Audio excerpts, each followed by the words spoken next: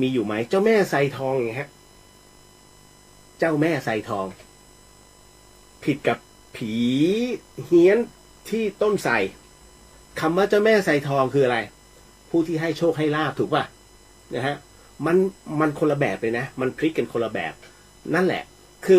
แค่ชื่อมันก็บอกอยู่แล้วนะโอ้ยเนี่ยเขาให้โชคให้ลาภตกลงเป็นผีที่ดีหรือว่าเป็นผีที่มาหักคอ มันค้านกันในตัวถูกไหมฮะนั่นแหละผมถึงได้บอกว่าเฮ้ยบางทีต้องฟังลึกๆแล้วฟังให้ดีเวลาน้องเขาเตือนคือน้องเขาเก่งนะผมก็จริงๆผมอยากจะบอกว่าเฮ้ยน้องเตือนได้ว่าวิญญาณเขายังไม่เกิดนะควรจะทำบุญแบบนี้เพื่อจะให้วิญญาณเขาได้ไปสู่สุคติว่าไปแต่คราวนี้น้องไปต่อเป็นอันนี้หมายถึงว่าคนที่เขาเป็นกูรูอ่ะที่อยู่ในขับเฮาส์ในเรื่องนั้นแต่ละวันก็ปรากฏว่ามันก็จะมีแบบเนี้ยฮะไปเรื่อยๆแล้วน้องก็ให้คำพูดเหมือนกับอธิบายความไปเรื่อยๆแต่ในขณะเดียวกันเนี่ยน้องอธิบายส่วนใหญ่มันเป็นในเชิงลบซะส่วนใหญ่ เราก็เลยอยากจะแก้ต่างให้แต่อย่างที่ผมบอก4,000 คนไม่อยู่ในนั้นถ้าผมไปกระแทกเข้าไปในก็ตายเลยนะฮะมึงเป็นใครในเลียวนะฮะนี่แหละฮะจึงต้องผมต้องเลยมาว่าความให้วิญญาณและผีผมถึงต้องบอกก่อนนะว่าคุณต้องเข้าใจก่อนว่าผีคืออะไรวิญญาณคืออะไรน้องเขาบอกเลยโอ้ยผีนี่มันมีเป็นกรณีอย่างเจตพูดน้องเขาพูดเลยว่าเจตพูดเฮ้ยเดี๋ยวเจตพูดเนี่ยอีกส่วนหนึ่งในส่วนของผีวิญญาณเนี่ยเราต้องเข้าใจก่อนนะว่าผีหรือวิญญาณเนี่ยวิญญาณคือ1 หน่วยพลังงานมันคือพลังงานความร้อนในตัวเราเนี่ยคือพลังงานความร้อนนี่คือออโต้เลยพอตายปุ๊บเปลี่ยนจากความร้อนเป็นพลังงานไฟฟ้าทันทีนี่คือหลักวิทยาศาสตร์เลยฮะเพราะอะไรเพราะว่าตัวคลื่นทั้งหมดทั้งมวลเนี่ยที่เรารับรู้มันเป็นประจุไฟฟ้ามันจึงมีพลังงานในส่วนของไฟฟ้าแค่16 จูลเล็กมากนะฮะเครื่องจับได้ไหมจับได้ตีไหมเข็มตีไหมเวลาเอามิเตอร์ไปวัดขึ้นนะฮะมันขึ้นแต่ในขณะเดียวกันนะฮะคุณไม่สามารถจะเฮ้ยบังคับให้ผีมาหลอกนี่นู่นนั่นน้องบอกว่าผีเนี่ยเขาจะรวมกำลังเนี่ยไว้ที่จุดหนึ่งแล้วก็เอาออกมาเพื่อที่จะไปสัมผัสนี่นู่นนั่นโอ้โหส่วนหนึ่งถูกฮะส่วนหนึ่งถูกตรงที่ว่า ที่ผมบอกว่าการปรากฏตัวของผีหรือว่าวิญญาณแต่ละครั้งให้กับคนทั้งหมดทั้งมวลได้เห็นเนี่ยเขาเรียกว่ากำลังบุญต้องรวมกำลังบุญออกมาแสดงออกมาเพื่อเป็นอายตนะการแสดงออกของผีไม่ได้ออกมาหลอกนะเขาแสดงเพื่อหวังผลของฟรีไม่มีในโลกครับคุณผู้ฟังนะฮะจะเก่งกาจมาจากไหนกำลังบุญมากแค่ไหนถ้าปรากฏให้เห็นเนี่ยเสียกำลังบุญนะฮะดังนั้นถ้าต้องเสียกำลังบุญ1 ครั้งเนี่ยแต่ต้องได้ประโยชน์กลับมานั่นคือช่วยต่อบุญให้หน่อยนั่นคือเขากำลังบอกเราทั้งอายตนะทั้งหมดไม่ว่าจะเป็นรูปรสกลิ่นเสียงสัมผัสทั้งหมดทั้งมวลนะฮะอย่างที่ผมบอกบางทีก็มาเป็นกลิ่นเฮ้ยกลิ่นนี้คุ้นๆว่ะเหมือนกับกลิ่นของเฮ้ยพี่คนนั้นน่ะที่เขาเคยใช้น้ำหอมมันมาแบบกลิ่นแล้วได้ยินเสียงแว่วๆเลี้ยวหันไปหรือว่าเสียงเคาะประตูปึ้งปึ้งสัมผัสมาแล้วบางทีเฮ้ยขนลุกว่ะมันมาแบบทั้งหมดทั้งมวลให้อายตนะเรารับรู้แต่ถ้าจะให้เห็นด้วยตาเลยเนี่ยกำลังคือเขาต้องรวบรวมทั้งหมดทั้งมวลแล้วที่มีอยู่ปรากฏให้เห็นมาเห็นแบบไหนให้เห็นเป็นตัวตนเลยเหรอสามารถทำได้ไหมโอ้โหอันนั้นคือโหยบุญอย่างแรงกรณีแบบนี้ที่เกิดขึ้นนะฮะในอดีตที่วัดสันติธรรมที่ผมเคยเล่าให้ฟังฮะที่หลวงพ่อทองอินนะฮะท่านประสบพบเจอนั่นคือตัวเปรตนะฮะนั่นคือตัวเปรตที่มาขอส่วนบุญแต่ท่านก็ยืนบริกรรมแล้วแผ่อานิสงส์ไปให้รับบุญไม่ได้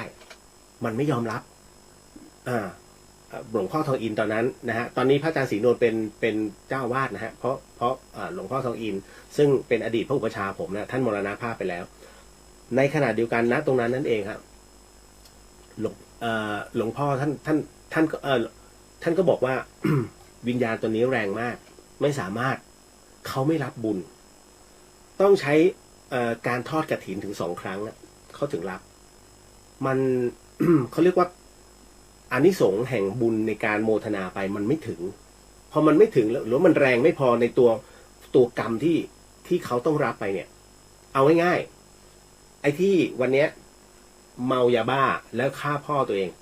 มึงหมดสิทธิ์รับบุญนะฮะใครส่งไปเนี่ยมันโดนกั้นหลายต่อไม่ได้รับแล้วมึงลงอเวจีจริงๆฮะนี่คือฆ่าพ่อฆ่าแม่ฆ่าพระอรหันต์เนี่ยฮะอนันตริยกรรมยังไงก็ตามมึงหมดสิทธิ์นะในอบายภูมิยังไม่ยอมรับเลยนะฮะท้ายที่สุดแล้วมันก็สลายไปเองก็เรียกว่าได้อยู่แค่ภพเนี้ยแค่นั้นเลยฮะเพราะฉะนั้นเนี่ยกลับมาในส่วนของคำว่าต้นไม้ใหญ่เนี่ยไม่จำเป็นนะฮะจะต้องมีผีหรือไม่มีผีให้เขามีเทพมันก็ได้นะฮะเพียงแต่ว่าให้เรารับรู้ไม่ต้องไปวาดหรือว่าจินตนาการมันจะกลับดึกแค่ไหนนี่นู่นนั่นก็อย่าไปเยี่ยวรถนะแค่นั้นแหละนะผ่านไปก็ยกมือไหว้แค่นั้นถือว่าไหว้เทวดานั่นแหละฮะคนที่เย่อหยิ่งกับคนที่นอบน้อมเป็นคุณชอบไหมคนนอบน้อมนะผมไปไหนก็ไหว้ซะหน่อยปวดฉี่ตอนกลางคืนออกจากเต็นท์ยืนไหว้ แล้วให้ปฏิบัติการมันต้องอย่างนั้นนะฮะแล้วคราวนี้อีกหนึ่งเรื่องราวที่บอกว่าเส้นดอยสะเก็ดโอ้ยเมื่อวานนี้ลูกคู่เข้ามาใหญ่เลยไอ้เส้นนี้คนตายกันเยอะมากถูกต้องมีฮะบ่อยๆนะฮะที่เราได้ยินข่าวนะครับเส้นนี้ค่อนข้างอันตรายตอนคืนแต่มันไม่ได้อันตรายขนาดที่จะต้องมาหลอนกันขนาดนั้นถ้าย้อนกลับไปเมื่อ30 ปีที่แล้วเส้นดอยสะเก็ดเป็นสองเลนนะผมไม่ว่าจะเป็นแม่ริมคุณอย่าพูดถึงวงแหวนไม่มีผมจัดรายการเนี่ยตอนนั้นอยู่หอพักทองพูนตรง YMCA สันติธรรมผมปั่นจักรยานไปจัดรายการที่แม่ริมทว3ทุกคืนฮะเว้นเสาร์อาทิตย์นี่คือเรื่องจริงถามพี่นกมหาวันได้นะปั่นเสร็จเพราะว่ารายการ Music Express มันจะมีห้าทุ่มจนถึงตี 1เหมือนแบบเนี้ย ผมปั่นไปแล้ว4 ทุ่มครึ่งถึงสถานีก็กู นะฮะแล้วก็พอจัดเสร็จปุ๊บปั่นจักรยานกลับมาเป็นอย่างนี้ฮะตลอด1 ปีนะฮะที่จัดรายการอยู่ตรงนั้นนะครับก็เลยต้องบอกว่าถามว่าณวิญญาณตรงเนี้ย ยังมีอยู่ไหมวิญญาณเขาคาดแค้นอย่างที่น้องว่าไหมหมดไปแล้วฮะหมดแล้วครับผมบอกเลยนะคือน้องอาจจะไปสัมผัสนะช่วงเวลาขณะนั้นคือจิตมันเขาเรียกว่ามันถอยเวลากลับไปสัมผัสขณะนั้นมันดูน่ากลัวแต่ถ้าปัจจุบันไม่มีแล้วฮะเพราะว่าพื้นที่ตรงนั้นถูกทำเป็นถนนเป็นที่เรียบร้อยคือเขาขยายถนนแล้วนะฮะแล้วทั้งหมดทั้งมวลเนี่ยมันมีการทำพิธีอะไรมากมายนะฮะตอนนั้นเพราะฉะนั้นเขาอัญเชิญไปหมดแล้วครับเขาเรียกสวดเมืองเหนือเรียกว่าสวดถอนนะจ๊ะนะฮะจบไป1 เคสเรื่องต้นไม้ใหญ่ที่มีผีอันนี้แหละที่น้องเขาพูดถึงในส่วนของผีที่แบบโอ้โหน้องเขาบอกว่าอะไรนะคุณเคยเห็นผีมันทำร้ายใครไหมนะฮะแล้วคุณด่าผีมาหักคอไหมณตรงนั้นพอถึงณตรงเนี้ยผมก็เลยบอกว่าเฮ้ยไม่ใช่หรอก นะฮะผีไม่เคยหักคอใครผีไม่เคยทำร้ายใครต่อให้คุณว่าก็เขาก็ไม่ทำร้ายใครแล้วคราวนี้เขาก็ให้น้องในห้องนะเอาไหนมึงลองด่าผีดิมันก็มีคนหนึ่งฮะด่ามาเลยไอ้ผีเฮ่ฮั่นนี่นู่นนั่นมึงอย่างนี้นี่ผมก็เลยคือมันติดอยู่ตรงเนี้ยแล้วสัพพวิญญาณถามว่าสัพพวิญญาณเนี่ยรู้ไหมคุณใช่ไหมเวลาเราพูดคุยอย่างเงี้ยฮะผีเขาจะไม่วิญญาณเขาไม่มาอยู่นี่นะเพราะว่าตัวเวฟตัวคลื่นเนี่ยตัวคลื่นเสียงเนี่ยกับตัววิญญาณนะแม้จะอยู่ในคนละมิติแต่ตัวเวฟเนี่ยมันแรงกว่าคลื่นของวิญญาณเขาจะไม่มาสามารถสู้ตรงนี้ได้เลยนะฮะยกเว้นประเภทอสุรกายจัดเป็นประเภทพวกเปรตพวกนี้เนี่ยบาปเยอะนะฮะต่อให้มีแสงเขาก็พอจะมาให้เห็นนั่นแหละเพราะฉะนั้นผมถึงได้บอกว่า ถ้าเป็นวิญญาณจริงถ้ามีแสงมาปุ๊บเนี่ยไม่ค่อยเห็นแสงต้องดับก่อนเขาถึงจะปรากฏได้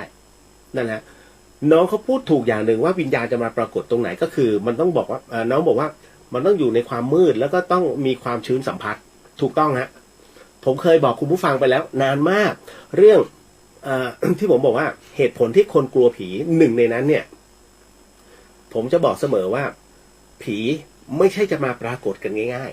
ๆนะฮะอันที่หนึ่งพื้นที่นั้นต้องเป็นที่ที่เคยมีเหตุที่ไม่มีเหตุจะเอาผีอะไรล่ะมีผีแมงวันผียุงนะฮะเพราะฉะนั้น วิญญาณเนี่ยจะมาปรากฏได้คือหนึ่งสถานที่นั้นต้องเคยมีเหตุที่เกิดขึ้นอันที่สองนะฮะช่วงเวลานะวันเวลานะฮะวันเนี่ยวันแบบไหนนะฮะเวลาแบบไหนเวลาที่เขามีการวิจัยเกิดขึ้นนะฮะช่วงเวลาที่วิญญาณจะมักจะโผล่มากที่สุดก็คือตั้งแต่5:30ไปจนถึง3:30นะฮะแต่ช่วงเวลาใดช่วงเวลาหนึ่งเท่านั้นไม่ใช่ทุกเวลานะ5:30จนถึง3:30นั่นเป็นเหตุเพราะว่าปัจจัยที่สี่คือความชื้นสัมผัสนะความชื้นสัมผัสต้องมีนะฮะคือถ้าอุณหภูมิร้อนเกินไปไม่เย็นเกินไปก็ไม่มันต้องแบบชื้นร้อนชื้นนะฮะแล้วมันต้องเป็นเหตุประจวบเหมาะด้วยมันถึงจะเกิดขึ้นณตรงนั้นคุณจะสังเกตได้ว่าพี่ละออวันนี้ยังไม่เข้ามาพี่ละออบอกครับว่าเมื่อไม่นานมานี้ที่บ้านแม่อ้อนอกมีพระธาตุข้ามหัวชาวบ้านคุณเข้าใจคำว่าพระธาตุใช่ไหมฮะเป็นแสงประกายนวลนะฮะดวงไฟขนาดกำมือฮะลอยแล้ววนด้วยนะฟึดแล้วก็ข้ามหัวชาวบ้านในหมู่บ้านเลยทุกคนก็จะเห็นแล้วทุกคนก็จะบอกว่าพระธาตุนั้นไปตกอยู่บนลานบนเนินนะซึ่งลานเนินนั้นน่ะเป็นที่แปลกมากก็คือว่ามันเรียบทั้งหมดทั้งที่บริเวณทั้งหมดเนี่ยเป็นหญ้ารกๆนะแต่บริเวณนั้นนะกลายเป็นหญ้าเรียบไปหมดฮะแล้วเหมือนกับมีคนไปทำความสะอาดซึ่งไม่มีใครขึ้นไปเพราะมันขึ้นยากมันขึ้นแบบทางชันนะครับนั่นแหละแล้วชาวบ้านก็บอกว่าณตรงนี้พระธาตุจะเสด็จมาบ่อยจะปรากฏทุกขึ้น15 ค่ำนะฮะของทุกเดือนและก็วันพระที่เหมือนกับแรมด้วยมั้งนะฮะเพราะว่าจะข้ามตลอดแล้วชาวบ้านจะเห็นเนี่ยฮะบ้านแม่อ้อนอกนะฮะที่เชียงดาวอันนี้บอกเลยนะครับเดี๋ยวต่อมาเรื่องราวรถไฟจอดนิ่งๆแบบแป๊บหนึ่งนะจ๊ะขออนุญาตทักทายก่อนเพราะว่าวันนี้ผมมาแก้ต่างแทนผีนะบอกไว้ก่อนนะฮะ หวัดดีจ๋าเป็นผู้ฟังที่ดีนะ แม่หมอจีจ้าเดี๋ยวนะฮะก้านปูคอนหวานสวัสดีครับสวัสดีครับนะฮะตอนนี้อยู่ไหนครับนอนอยู่บนเตียงกำลังจะหลับ โอ้ย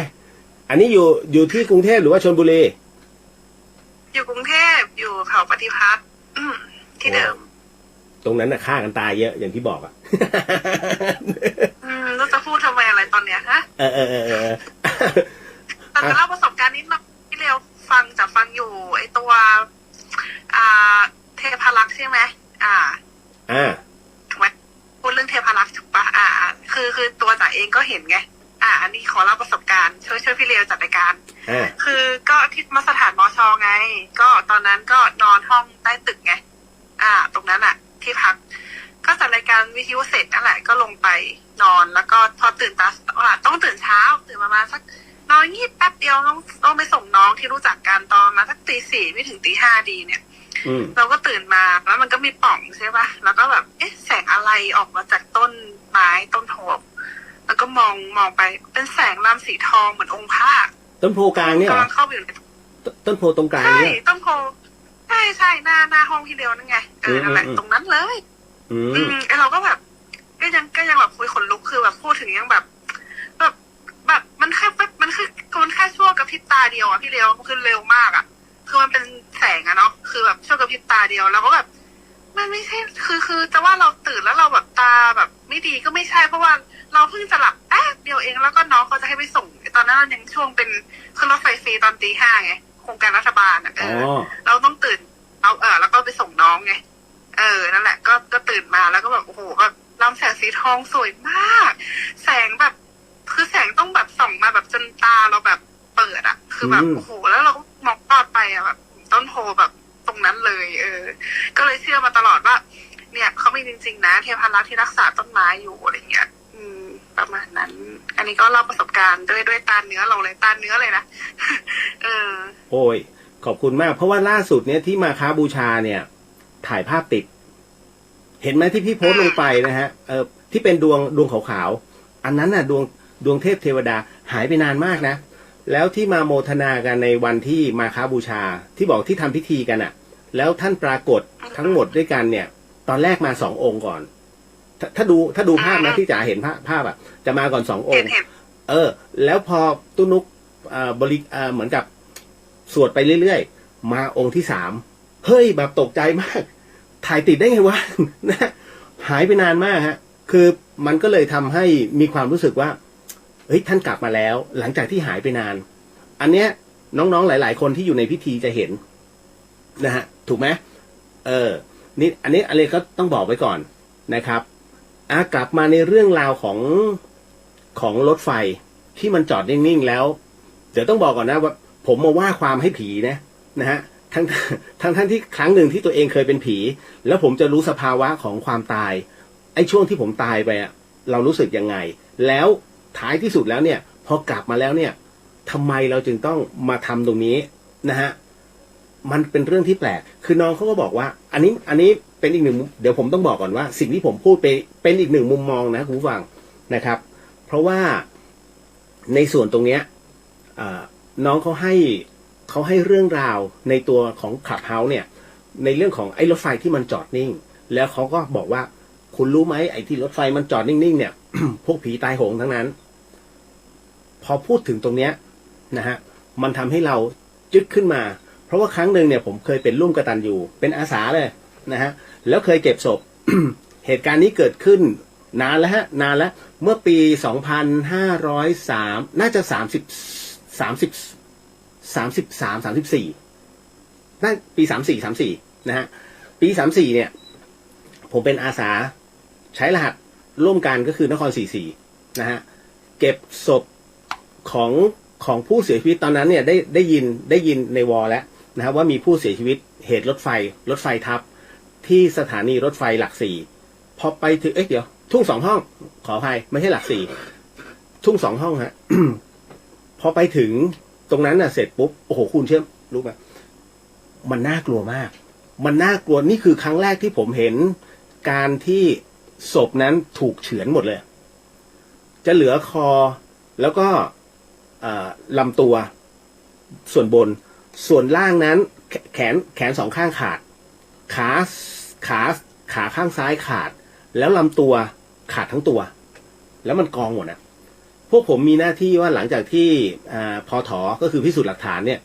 มาทำการสำรวจเสร็จสิ้นแล้วจากนั้นจึงเป็นการเก็บศพฮะเขาจะต้องพิมพ์มือก่อนเพราะมือยังสมบูรณ์นะฮะเพียงแต่มันขาดออกไปโอ้โหคุณเราต้องใส่ถุงมือนะแล้วหยิบจากถุงมือเอามาปั๊มลายนิ้วมือนะฮะเพราะฉะนั้นพอถึงตรงเนี้ยโอ้โคตรเสียวเลยนะเป็นการหยิบเฉพาะมือคนตายเนี่ยมาปั๊มเสร็จปุ๊บนะฮะจึงเอาไปส่งนิติเวชตอนนั้นนิติเวชมีที่เดียวที่โรงพยาบาลตำรวจ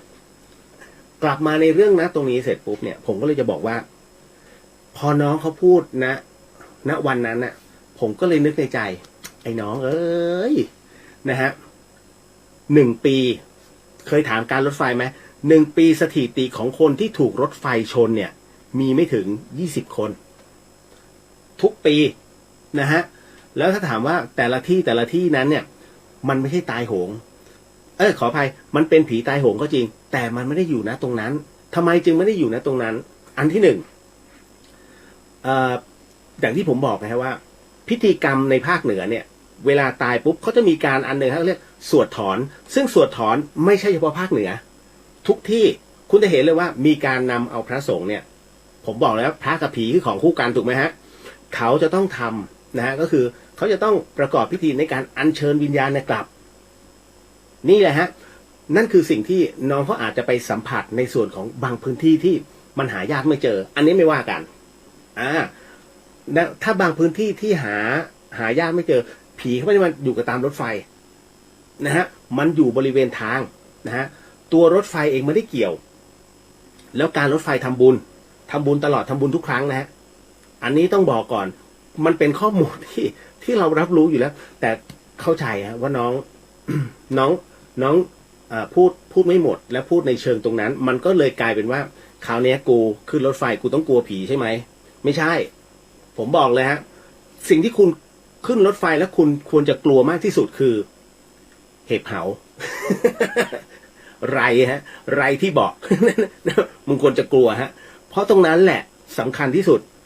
ผมถึงได้พยายามพูดเสมอว่าเรื่องผีเนี่ยเพราะเราเคยตายผีมันตายแล้วไปไหนวันนี้มีคำถามที่น้องส่งเข้ามาใน Facebook แล้วผมก็เอามาแล้วก็เดี๋ยวจะบอกหมดเลยว่ามึงตายแล้วมึงไปไหนกันเพราะว่าผมตายอย่างที่ผมบอกคุณผู้ฟังรับรู้ใช่ไหมฮะนะฮะคุณผู้ฟังทางบ้านรู้อยู่แล้วว่าผมก็จะเอามาเล่าเรื่องราวแต่ว่าน้องๆบางคนเนี่ยที่เขาไม่เคยฟังเรื่องราวเหล่านี้เขาก็จะไม่รู้ว่าเฮ้ยท้ายที่สุดแล้วความตายมันเป็นยังไงนะฮะผมก็เลยบอกว่าเราก็นึกในใจคือผมไม่กล้าไปพูดในส่วนของเขานะอย่างที่ผมบอกว่าไอ้4,000 คนเนี่ยเดี๋ยวโดนถล่ม นะจะไปพูดในห้องเขามันก็ไม่ได้เพราะฉะนั้นกูสร้างห้องขึ้นมาแล้วพูดเรื่องราวตรงนี้ผมก็เลยจะบอกว่าน้องรับรู้ในเรื่องของ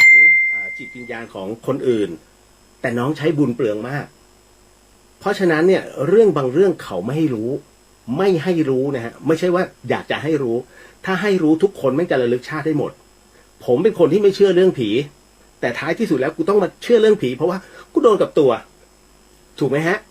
ผมมาโดนกับตัวแล้วเราตายจริงๆตายจริงๆเลยนะฮะเดี๋ยวเอาไว้ผมจะโพสต์คือผมตอนนี้หัวใจเหลือ3 ห้องที่พี่เลียวตายเพราะว่าผมเป็นกล้ามเนื้อหัวใจตายฉับพลันแค่นั้นเลยฟื้นขึ้นมาได้กูก็สบายใจแล้วนะฮะถึงได้บอกว่าไอ้ช่วงนั้นน่ะปีนั้นเห็นไหมที่คุณผู้ฟังหลายๆคนบอกเฮ้ยพี่เลียวมึงเดี๋ยวทำบุญใช่ฮะมันต้องต่อบุญพอท้ายที่สุดแล้วต่อให้คุณเก่งแค่ไหนวินาทีสุดท้ายคุณจะขอแม้วินาทีขอกูหายใจไม่ได้เลยจริงๆฮะพอถึงนะตรงนี้ต่อมาน้องเขาพูดถึงในเรื่องของคำจำกัดความของการเวียนว่ายตายเกิด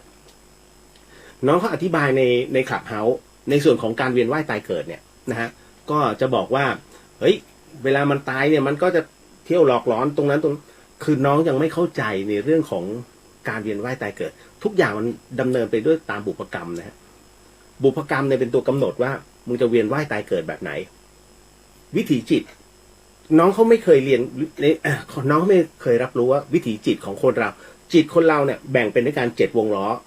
ถ้าใครเรียนอภิธรรมจะรู้นะแล้วแต่ละวงล้อนั้นตัวกรรมต่างกันเพราะทุกวันนี้คนเราเนี่ยมันทำความดีด้วยและทำกรรมไปด้วยวันนี้ไปตบหัวใครวันนี้ไปด่าใครนี่คือตัวกรรมมันประกอบไปด้วยมโนกรรมนะฮะกายกรรมวจีกรรมไอ้3 ตัวเนี่ยฮะตัวดีนะฮะเพราะฉะนั้นเนี่ยผมถึงได้บอกว่าน้องให้เพื่อนเนี่ยไปด่าผีมันเกิดขึ้นเพราะวจีกรรมกับมโนกรรมนะฮะอันเนี้ยน้องไปสร้างบุพกรรมต่อด้วยความที่เรียกว่าเราแน่แต่จริงมันไม่ใช่น้องกำลังก่อคือสอนในเรื่องที่ความห้าวเป้งเกิดขึ้นแต่ทั้งหมดทั้งมวลผมไม่ได้บอกไม่ดีนะที่น้องเขาพูดภาพรวมมาดีแต่ความเข้าใจบางเรื่องเนี่ยถ้าน้องเขาปรับสักนิดนึงเนี่ยมันก็จะโอเคไงนะฮะในฐานะที่เราก็จัดตรงนี้มาผมไม่บอกไอ้ป๋องเลยป๋องเฮ้ยถ้าเป็นไปได้เข้ามาในคลับเฮาส์ป๋องบอกกูไม่เล่นนะฮะกูให้เก่งเล่นโอเคคือเก่งเนี่ยนะฮะพอเวลาผมไปที่เดอะช็อคเนี่ยนะฮะน้องมันก็จะรู้แล้วว่าเดี๋ยวเราคุยกันเรื่องนี้เพราะผมจะสัมภาษณ์ป๋องอยู่เรื่อยๆไงนะฮะ แล้วคราวนี้ป๋องก็จะบอกว่าเดี๋ยวถ้าสมมุติว่าเป็นไปได้มาจัดร่วมกันหมายถึงว่าถ้าผมไปกรุงเทพเนี่ยแล้วผมเปิด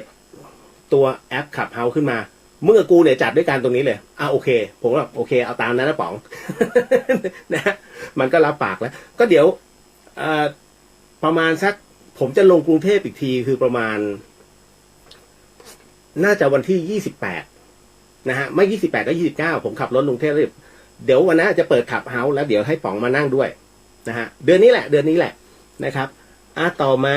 ในเรื่องของการเวียนว่ายตายเกิดนั้นผมบอกแล้วว่ามันขึ้นอยู่กับบุพกรรมนะฮะณวันนี้คุณทำกรรมดีคุณก็อยู่ในทิศทางที่ดีเพราะเรื่องราวตรงนี้ ผมก็จะบอกว่า ผมเองมีสัมผัสไหมน้องๆหลายคนเขารู้ใช่ไหมฮะใครที่อยู่ใกล้ๆพี่เลียวเนี่ยจะรู้ว่าผมมีสัมผัสแต่ผมไม่ใช้ฟุ่มเฟือยฮะเพราะว่าอย่างดูตัวเลขดูหมายเลขโทรศัพท์เนี่ยนะฮะทำไมผมจึงเลิกดูมาเป็นปีก็เพราะว่ามันมีตัวกรรมคุณต้องเข้าใจอย่างนะฮะการที่ปรับตัวเลขทั้งหมดทั้งมวลเนี่ยให้ชีวิตคนคนหนึ่งดีขึ้นถ้าดีขึ้นไปคุณก็โอเคเขาเรียกเมื่อได้ดีก็เสมอตัวแต่ถ้าชีวิตเขาสุดมึงรับกรรมนั่นหมายถึงว่าคุณกำลังทำให้ชีวิตหนึ่งชีวิตพังลงผมพูดแบบนี้กับพระอาจารย์รูปหนึ่งที่ท่านดู ท่านดูหมายถึงว่าท่านเพ่งกระแสตรงนี้แล้วท่านก็พยายามบอกผมบอกพระอาจารย์สิ่งที่ผมจะบอกพระอาจารย์เนี่ยพระอาจารย์ก็เข้าใจนะฮะว่าถ้าสมมุติว่าปรับแล้วดีขึ้นเนี่ยพระอาจารย์เสมอตัวแต่ถ้าผมชีวิตพลิกดิ่งขึ้นมาพระอาจารย์ก็สวยด้วยนะฮะท่านบอกใช่นั่นแหละทำให้อาตมาไม่อยากจะดูใครมันเป็นเบสิกมากฮะของฟรีไม่มีในโลกนี่แหละที่ผมพยายามอยากจะเตือนน้องเขาแต่ก็ไม่เป็นไรคือตอนนี้น้องเขาเป็นที่นิยมมากในห้อง ในห้องที่เรียกว่าในจุดตรงนั้นน่ะนะฮะ เดี๋ยวสักครู่หนึ่งนะครับครับผมสวัสดีครับเนาะคุณสุปัตพีครับคุณสุปัตพีสวัสดีครับฮะครับผมรบกวนจะสอบถามเรื่องบุพกรรมมาครับเมื่อกี้พอดีฟังไม่ทันมีเจ็ดกงล้ออะไรเนี่ยครับอ๋อมันเป็นวิถีจิตครับคือคนเราเนี่ยมันจะมีวิถีจิตทั้งหมดด้วยกันเนี่ย7วิถีตามหลักอภิธรรมดังนั้นเนี่ยในช่วงชีวิตของคนเราณจุดตรงเนี้ยในช่วงของภพเนี้ยนะฮะเมื่อตายลงเราก็จะอยู่ในมันจะกลับไปอยู่ใน1 ใน 7มันเหมือนกับเราเล่นปลาเป้าฮะเพราะตรงนี้ทั้งหมดทั้งมวลเนี่ยดวงจิตทั้งหมดคนเรามันถูกแยกในตามหลักอภิธรรมเลยและคราวนี้ก็คือว่า คนเราเมื่อเราดำเนินชีวิตไปเนี่ยเราทำบุญไปด้วยและทำกรรมไปด้วยเราไม่รู้ว่าณช่วงเวลาตรงไหนที่เราต้องรับกรรมแบบไหนครั้งหนึ่งเราเคยอาจจะขับรถไปชนหมานะฮะแต่ณวันนี้ถามว่าตัวกรรมยังอยู่ไหมมันก็ยังอยู่ถ้าเราไม่ทำบุญนะฮะแต่คราวนี้พอไปรับกรรมนะตรงนั้นเนี่ย มันก็จะมีเขาเรียกว่าเป็นโทษตามเหตุของวงล้อแห่งกรรมไอ้กงล้อแห่งกรรมเนี่ยนะฮะไม่ใช่อยู่ๆว่าตายปุ๊บกูต้องรับกรรมในชาตินี้ยังฮะหลายๆคนจะสังเกตว่าชีวิตคนเราเมื่อดำเนินแล้วมันสะดุดแล้วคนบอกแล้วเขาก็ทักว่าเนี่ยชีวิตมึงอะเนี่ยเป็นเพราะว่าชาติก่อนไปทำแบบนู้นแบบนี้จริงๆแล้วมันคือบุพกรรมที่แต่ละชาติเนี่ยเรามารับเนี่ยนะฮะมันไม่เหมือนกันเมื่อตายลงในชาตินี้กงล้อแห่งกรรมเนี่ยมันยังมีสะสมอยู่ทั้งหมด7กงล้อแล้วแต่มันจะไปโดนตรงไหนถ้าโดนกงล้อนั้นนะฮะตามเหตุปัจจัยนั้นเอาบุญมาบวกทบอย่างที่หลวงปู่ดูว่านะฮะเอาบุญมาบวกลบคูณหารเสร็จปุ๊บเนี่ยถ้าตัวบุญมีเยอะกว่ากรรมไม่ต้องรับขึ้นก่อนนะฮะขึ้นไปเนี่ยยังไม่ถึงจตุมหาราชิกาเขาเรียกว่าอยู่ในช่วงของระหว่างภพมนุษย์กับในช่วงของชั้นจาตุมตรงนี้นี่เองฮะซึ่งเป็นห่วงที่เรากำลังจะรับประโยชน์หรือรับโทษก็แล้วแต่นะฮะนั่นคือตัวล้อแห่งกรรมแต่ถ้าเกิดมาใหม่เสร็จปุ๊บคราวนี้มันก็จะดำเนินการอีกแล้วฮะว่าไอ้ตัวเนี้ยกรรมที่จะมาเกิดใหม่เนี่ยมันจะไปตกวงล้อแห่งไหนและคราวนี้มันจะดำเนินตามตัวกรรมวงล้อแห่งนั้นตลอดฮะเพราะฉะนั้นครูบาอาจารย์นั้นเวลา ท่านจะชำระกรรมทั้งหมดทั้งมวลเนี่ยท่านถึงได้บอกอธิษฐานนิพพานนะฮะเพราะฉะนั้นในเมื่อของการอธิษฐานนิพพานทั้งหมดทั้งมวลของท่านเนี่ยมันคือการชำระล้างวงล้อกรรมทั้งหมดทั้ง7ให้หมดไปนั่นคือเราก็จะสงบลงนั่นแหละฮะ เหนื่อยเนี่ยในเรื่องของตรงนี้ขอบคุณมากครับพอจะเข้าใจเนาะกงล้อแห่งกรรมก็คือปฏิจจสมุปบาทนะครับถูกต้องนะฮะตรงนี้นี่เองผู้ใดเห็นปฏิจจสมุปบาทผู้นั้นก็เห็นเราครับถูกต้องฮะผู้ใดเห็นธรรมผู้นั้นเห็นเราปฏิจจสมุปบาทนะฮะตัวนี้เช่นกันฮะเพราะว่าตัวนี้นี่เองหลวงพี่ภาสกรซึ่งเป็นพระพี่ชายผมเนี่ยเขียนอยู่ นะฮะลองดูได้ครับลึกซึ้งนะตัวนี้โทษนะพี่เป็นอะไรกับพระอาจารย์ภาสกรภูริวัฒโนผมเป็นน้องชายฮะลูกพี่ลูกน้องกันเจ้าวาดท่านไม่ใช่เจ้าอาวาสฮะท่านเป็นผู้อำนวยการธรรมสถานมหาวิทยาลัยเชียงใหม่ซึ่งผมก็ตอนเนี้ย อยู่ที่ธรรมสถานเนี่ยฮะมช.อ๋อพี่อยู่ที่วัดสายหินเลยเหรอฮะใช่ครับนะฮะอยู่ที่ธรรมสถานครับจะไปกลับกรุงเทพเชียงใหม่ตลอดเพราะว่าพี่ทำงานโฆษณาด้วยแล้วก็ลงเสียงโฆษณาด้วยพอจะรู้จักกับหลวงพี่ใช่ไหมฮะ ฮะสนิทโอ้ไปถามเลยฮะโอ้ยพอดีผมฟังพี่บอกผมฟังพี่ดีเจเลียวเดี๋ยวท่านก็บอกเองนะฮะท่านจะเรียกผมไอ้นิก นั่นแหละครับลองดูนะฮะต่อมาขอบพระคุณนะครับนะฮะ ในเรื่องต่อมาฮะไม่พอดีว่านิดนึงนะฮะพอดีผมมาแก้ทางของน้องที่เขาพูดในส่วนของในช่วงของอะไรล่ะขับเฮาที่ตามห้องต่างๆนะฮะแล้วคราวนี้ปรากฏว่าน้องเขาให้คำจำกัดความที่ค่อนข้างมันอีกลู่ทางหนึ่งแต่ตัวน้องเขามีญาณนะน้องเขามีความเป็นทิพย์เกิดขึ้นจริงๆนะฮะเขารับรู้ได้ว่าในส่วนของน้องคนเนี้ยนะฮะที่สามีเขาตายเนี่ยตอนนี้สามีอยู่ไหนพ่อเขาตายเนี่ยพ่อเขาอยู่ไหนทำไมยังไม่เกิดนี่นู่นนั่นนะฮะสามารถถามอาจารย์ภาสกรได้นะฮะเพราะว่าตอนที่พี่เลียวตายเนี่ย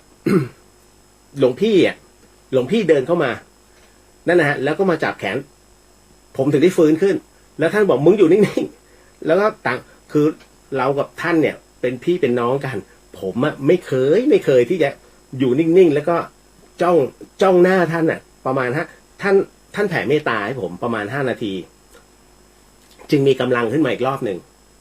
นี่คือเรื่องที่ลองถามท่านได้ฮะนะน้องถามได้เลยว่าที่พี่เลียวเขาตายฮะ นะฮะ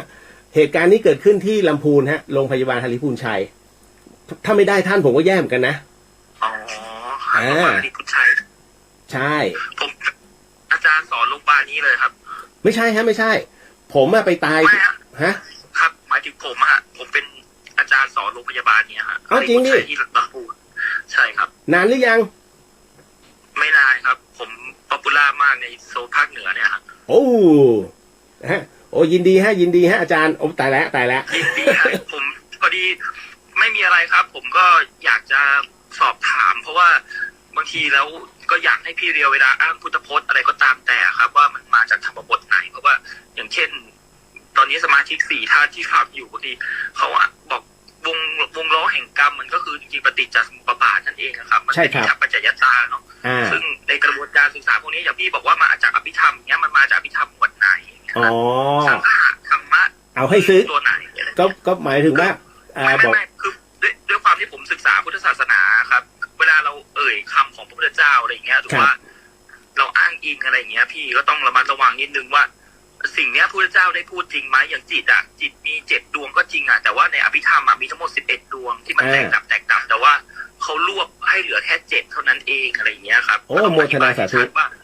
จริงๆมันมีทั้งหมด11 ดวงที่มันแตกดับเพียงแต่ว่าในกระบวนการที่มันแตกดับเนี่ยมันเหลือแค่7 ดวงเท่านั้นอะไรอย่างเงี้ยครับสาธุครับนี่แหละฮะดีมากเลยนะฮะแล้วบังเอิญว่าพี่เลียวเป็นคนที่ชอบมากในเรื่องของการแลกเปลี่ยนแบบนี้นะครับโอ้ขอบพระคุณมากพี่เลียวต้องเรียกว่าอาจารย์หมอไหมเนี่ยผมเป็นพุทธแท้เลยครับผมไม่คือไม่ใช่เป็นเชียงใหม่นี่ในเชียงใหม่นี่ส่วนใหญ่พระมหาปริญญา5 ปริญญา7อะไรอย่างเงี้ยก็เป็นลูกศิษย์ผมทั้งนั้นนะครับโอ้โหแสดงว่าสอนอยู่ที่มจรเหรอฮะไม่บอกแล้วกันครับ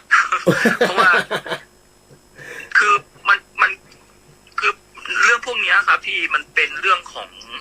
จริงๆแล้วพระพุทธเจ้าก็ไม่ได้ปฏิเสธนะเพียงแต่ว่าพระพุทธองค์ทรงตรัสไว้ว่าปัจจตังเวทิตโพวินยูหิติก็คือการรู้ได้นั้นเป็นเรื่องของปัจเจกของแต่ละคนอะไรอย่างเงี้ยครับอันนี้ผมก็สนใจแหละตรงที่พี่ดิวแบบว่าตายแล้วฟื้นแล้วมันเป็นยังไงอะไรอย่างเงี้ยครับอันนี้ผมหลงเข้ามาครับผมงั้นเดี๋ยวเชิญพี่เลียวต่อเลยครับขอบพระคุณมากครับชอบมากเห็นไหมนะฮะเนี่ยคือถ้าใครมีอะไรแบบนี้แลกเปลี่ยนกันผมบอกแล้วผมไม่ได้เอกอุแต่ว่ามันคืออีกหนึ่งมุมมองของพี่เลียวนะฮะเพราะว่าน้องที่เขาให้ความเห็นไว้ในห้องต่างๆเนี่ยนะฮะผมว่ามันถูกอยู่แต่ว่ามันไม่ถูกทั้งหมดนะฮะกับอีกหนึ่งเรื่องราวนะฮะอย่างเช่น การทำบุญตามที่คนเข้าใจทำบุญไม่จำเป็นต้องทำกับพระน้องเขาบอกงี้นะฮะมันก็จะมีอันเนี้ยห้องหนึ่งซึ่งไม่สามารถเอ่ยชื่อได้แต่ว่ามันก็จะคล้ายๆกันเขาบอกจริงๆคุณทำบุญเนี่ยนะฮะไม่จำเป็นต้องทำกับพระทำกับอย่างอื่นถูกต้องฮะทั้งหมดทั้งมวลอย่างที่ผมบอกนี่คือบุญกิริยาวัตถุ10ประการนะฮะแต่สำหรับเรียกว่าถ้ารวบแล้วนะฮะทุกอย่างที่คุณทำออกไปเนี่ยแล้วทำด้วยใจทุกอย่างที่เป็นกุศลถือว่าเป็นบุญทั้งหมดไม่ว่าจะเป็นการโมทนาบุญคุณไม่จำเป็นต้องมีปัจจัยนะฮะคุณทำบุญด้วยแรงก็ได้นะฮะ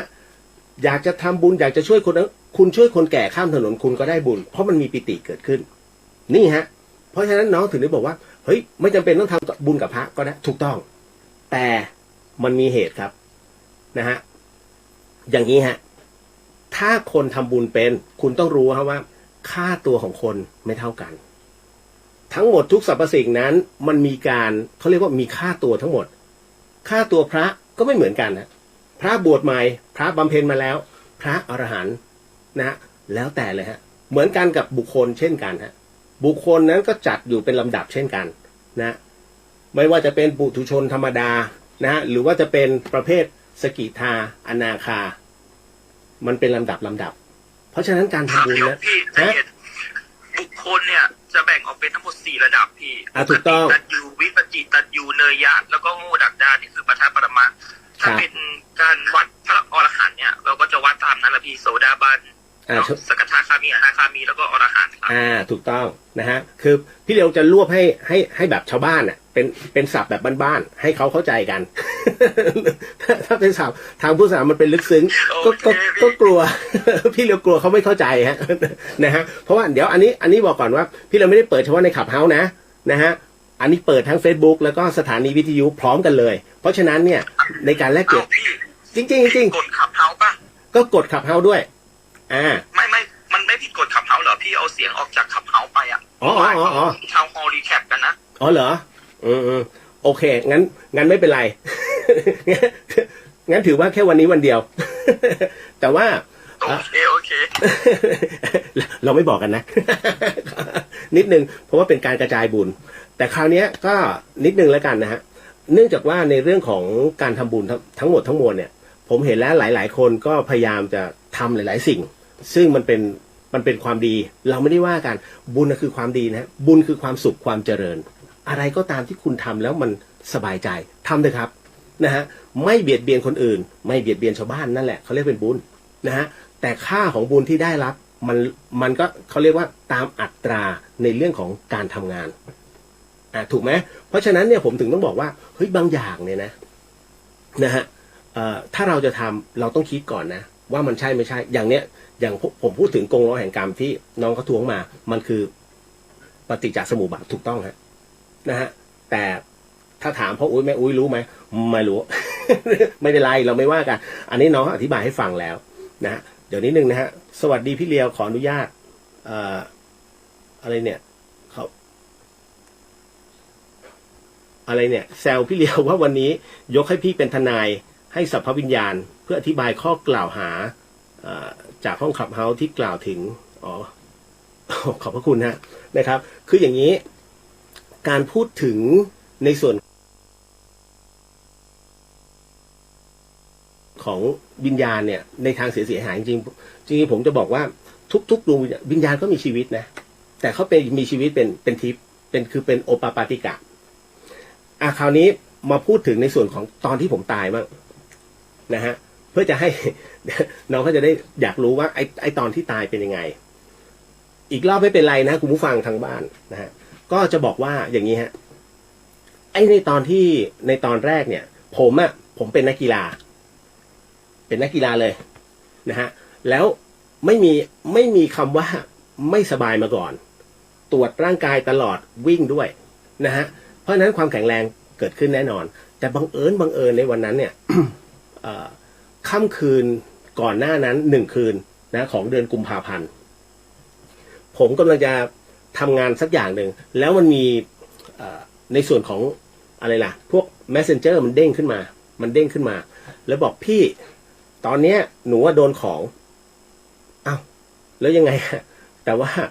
เขาก็เล่าเลยว่าผู้จัดการร้านสะดวกซื้อแห่งหนึ่งเนี่ยเขาไปเรียนมาแล้วเขาก็มาทำใส่หนูแล้วเขาก็บอกว่ามึงอย่าได้คิด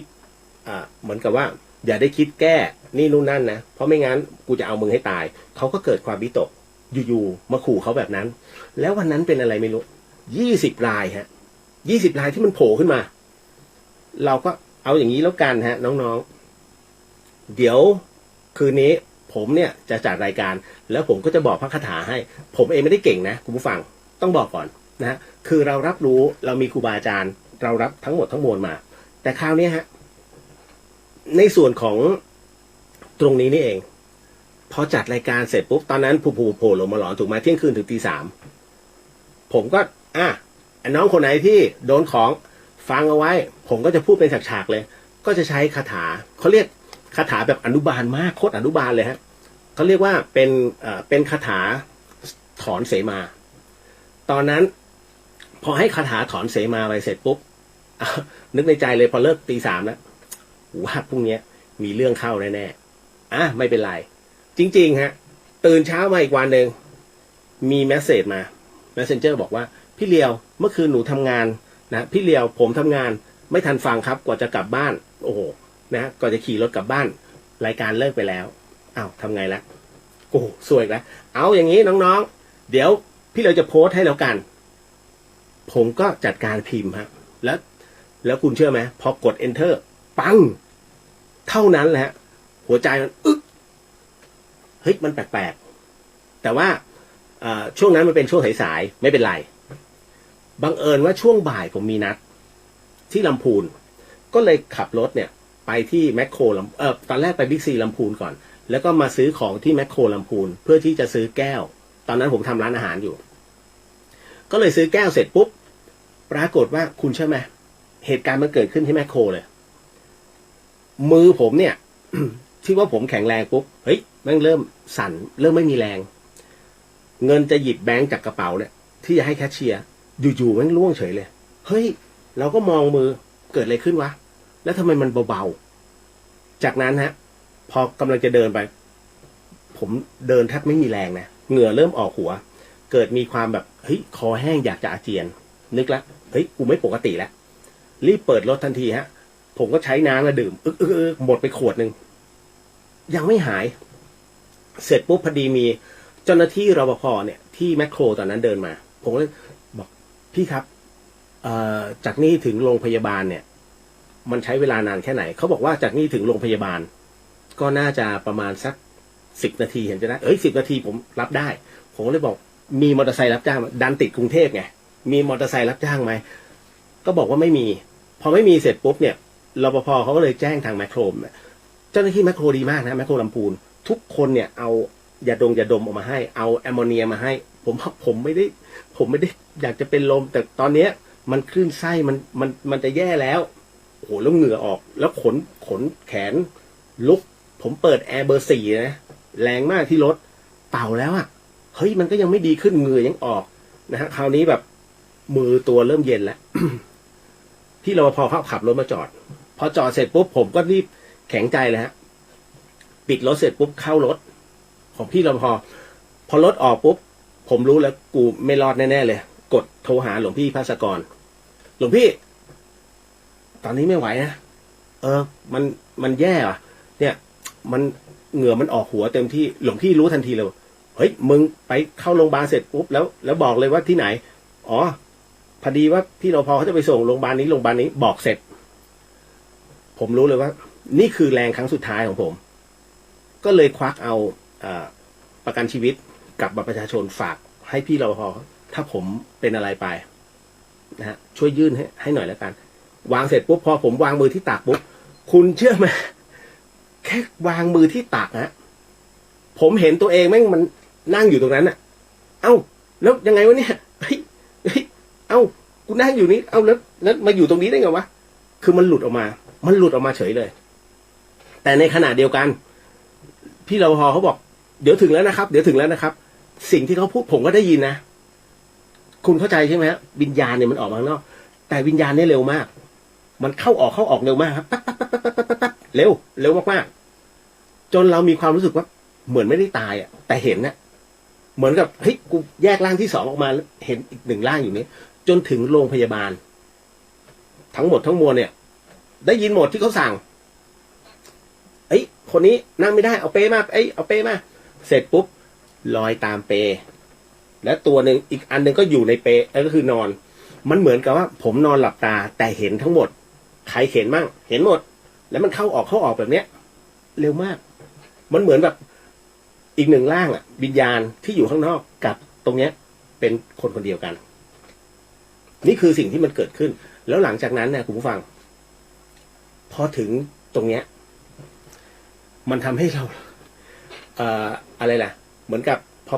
ไปถึงที่เนี่ยเขาเอาทุกอย่างเนี่ยมาร้อยเข้าตัวแล้วก็จิ้มหมดเลยมันเป็นเหมือนกับเป็นเครื่องแอคโคมั้งแล้วเขาเห็นว่าหัวใจอ่ะมันเป็นแบบอ่อนมากเลยเขาบอกเอาไปห้องเอ็กซเรย์ผมก็ตามไปพอตามไปเสร็จปุ๊บเนี่ยมันผ่านนะตรงนั้นเนี่ยฮะมันเหมือนกับว่ามีคุณป้าคนหนึ่งจำได้ไหมที่ผมเล่าอ่ะมีคุณป้าคนหนึ่งอ่ะ เดินสวนเสร็จปุ๊บผมก็มองตามอ่ะแล้วเขาก็หันมาอีกข้างหนึ่งมันเละ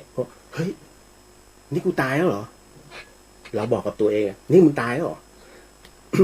สักพักหนึ่งฮะพอกลับมาที่เดิมคราวนี้ผมออกมาเต็มเลยฮะแล้วหัวใจมันหยุดเต้นเขาบอกคุณหมอหัวใจหยุดเต้นค่ะผมก็ยืนตรงนั้นเลยยืนตรงนั้นวิญญาณนะยืนเขาไม่รู้สึกเลยแต่ผมเนี่ยยืนแบบเบียดกับกะว่ามึงต้องรู้สึกอ่ะแล้วในขณะนั้นเองในห้องฉุกเฉินเนี่ยยังมีใครหลายคน ซึ่งอยู่ในมิติเดียวกับผมอะเห็นรับรู้เลยเห็นเลยอยู่ตรงนั้นอะเรารู้แล้วว่านี่คือคนในมิติเดียวกันแต่กูไม่สนอยากกลับเข้าล่างในใจบอกฉันจะอยากกลับเข้าล่างมากๆจนท้ายที่สุดแล้วเนี่ยนะฮะ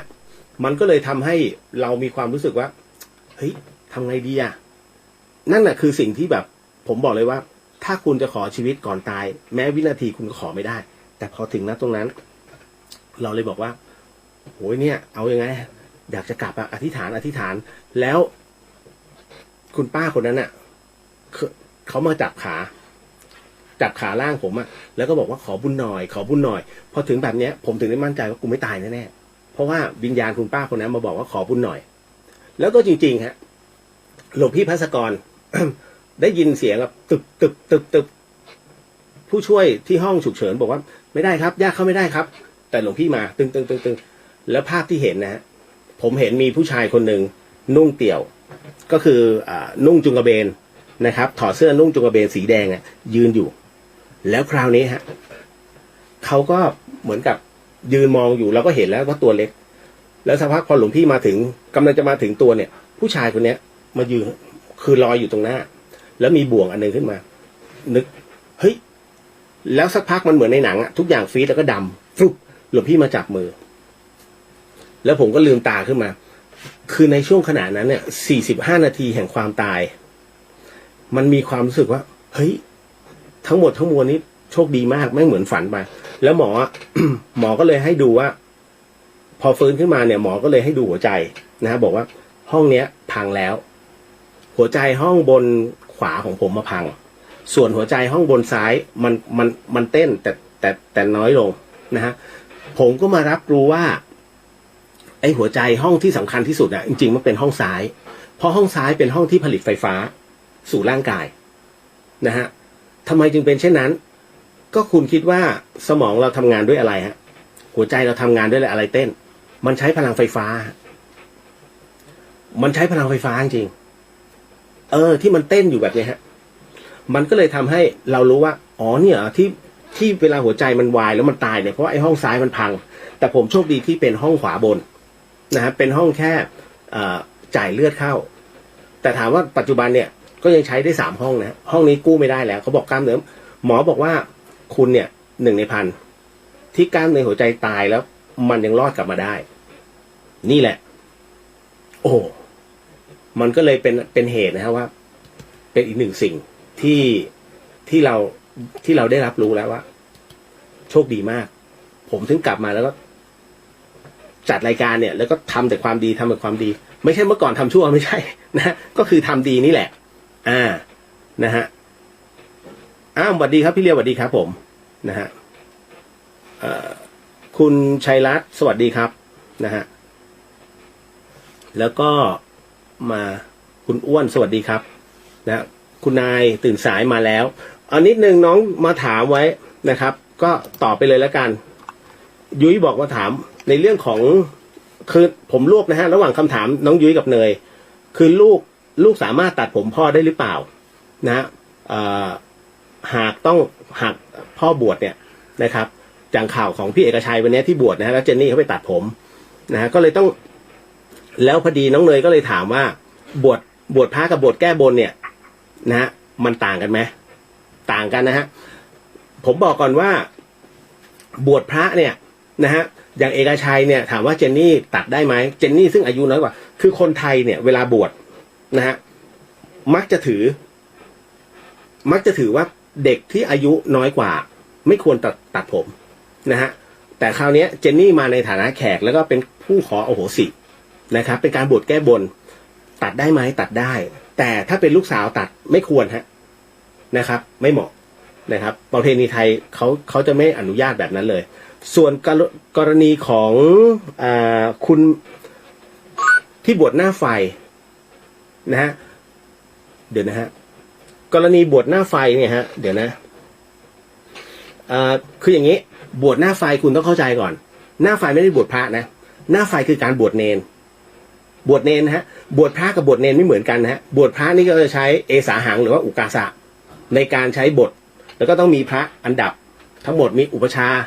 นะฮะคู่สวดถูกไหมนะครับแต่บวชหน้าไฟเนี่ยคือการบวชเนนก็คือโกนรับศีลนะฮะ10 ข้อจบไป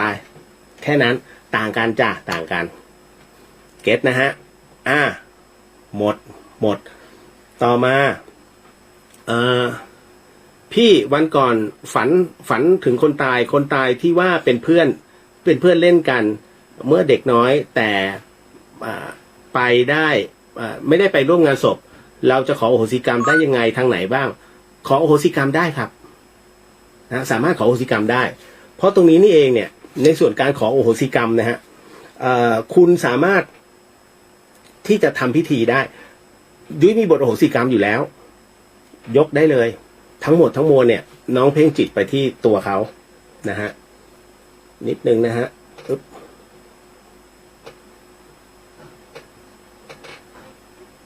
สวัสดีครับเดี๋ยวนะใช่ไหมอุ้ยยังไงเนี่ยเดี๋ยวนะฮะขออภัยแป๊บหนึ่งเดี๋ยวนะฮะเอาคุณเดี๋ยวนะผมให้มันเข้าตรงไหน นะฮะนิดนึงนะครับ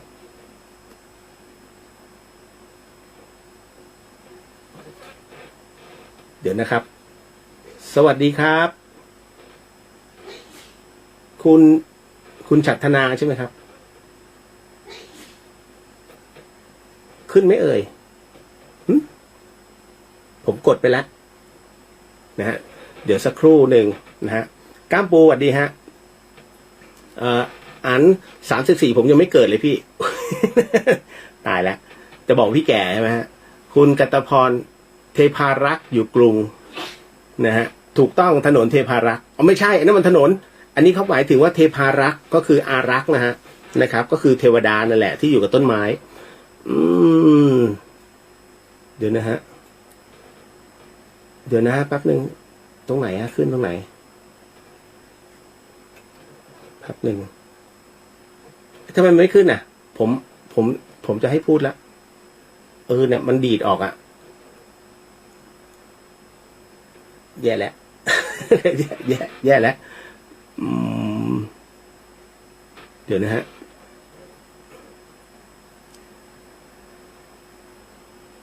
มาแล้ว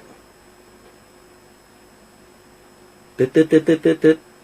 ขออภัยนะผมเพิ่งหัดเล่นสวัสดีฮะคุณชัตนาครับสวัสดีครับสวัสดีครับผมว่าอย่างไรเอ่ยเอาปากกับทักทายเฉยๆครับอ๋อ ยินดีครับฮะพอดีว่า วันนี้ก็มาว่าความให้กับเราวิญญาณทั้งหลายที่เขาไม่มีโอกาสตอบโต้เนาะ นะฮะก็เลยนิดนึงนะฮะเป็นการแลกเปลี่ยนนะฮะห้องนี้ไม่ได้มีอะไรมากนะครับ แล้วก็อันนี้เป็นรายการที่ตัวผมเองณตอนนี้ก็คืออยู่ที่เชียงใหม่อะฮะนะครับ นะไม่ทราบว่าอยู่ที่ไหนครับอยู่เชียงใหม่นะครับเอาจริงดิอยู่ตรงไหนของเชียงใหม่จริงฮะป่าแดดครับอ๋อป่าแดดเนาะป่าแดดครับป่าแดดโอ้นี่เลยต้องไปหาตู้บิ๊กเลยฮะวัดป่าแดด เอาละปกติก็ตามในเฟซบุ๊กครับแต่ว่าคราวนี้ที่ฟังในนี้มันรีรันไม่ได้นะก็เลยต้องเข้ามาฟังเลยอ๋อฮะโอ้ขอบคุณมากครับนะฮะนี่ก็คืออีกหนึ่งท่านเนาะยินดีนะฮะยินดีครับฮะเพิ่งเป็นครั้งแรกครับเพิ่งเป็นครั้งแรก พี่เล่นไม่ค่อยเป็นหรอกเดี๋ยวนะฮะบัดดีครับมาถึงในส่วนของอะไรล่ะกับคำถามที่ว่าเครื่องรางน้องเขาบอกไว้ในขับเฮาว่าไอ้เครื่องรางของขลังเนี่ยพุทธพาณิชย์เนี่ยคือสิ่งที่พระท่านทำเป็นพุทธพาณิชย์ผมก็เลยอยากจะบอกว่าเครื่องรางของขลังอ่ะนะฮะวันนั้นที่ให้ได้มีโอกาสพูดนะผมก็บอกว่าจริงๆแล้วอย่าไปบอกว่าพุทธพาณิชย์อย่างเดียวมัน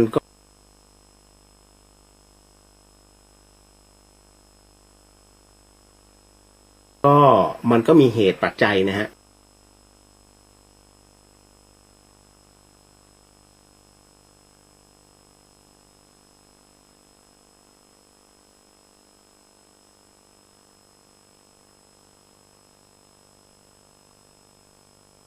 เพราะว่าหลายๆเรื่องเนี่ย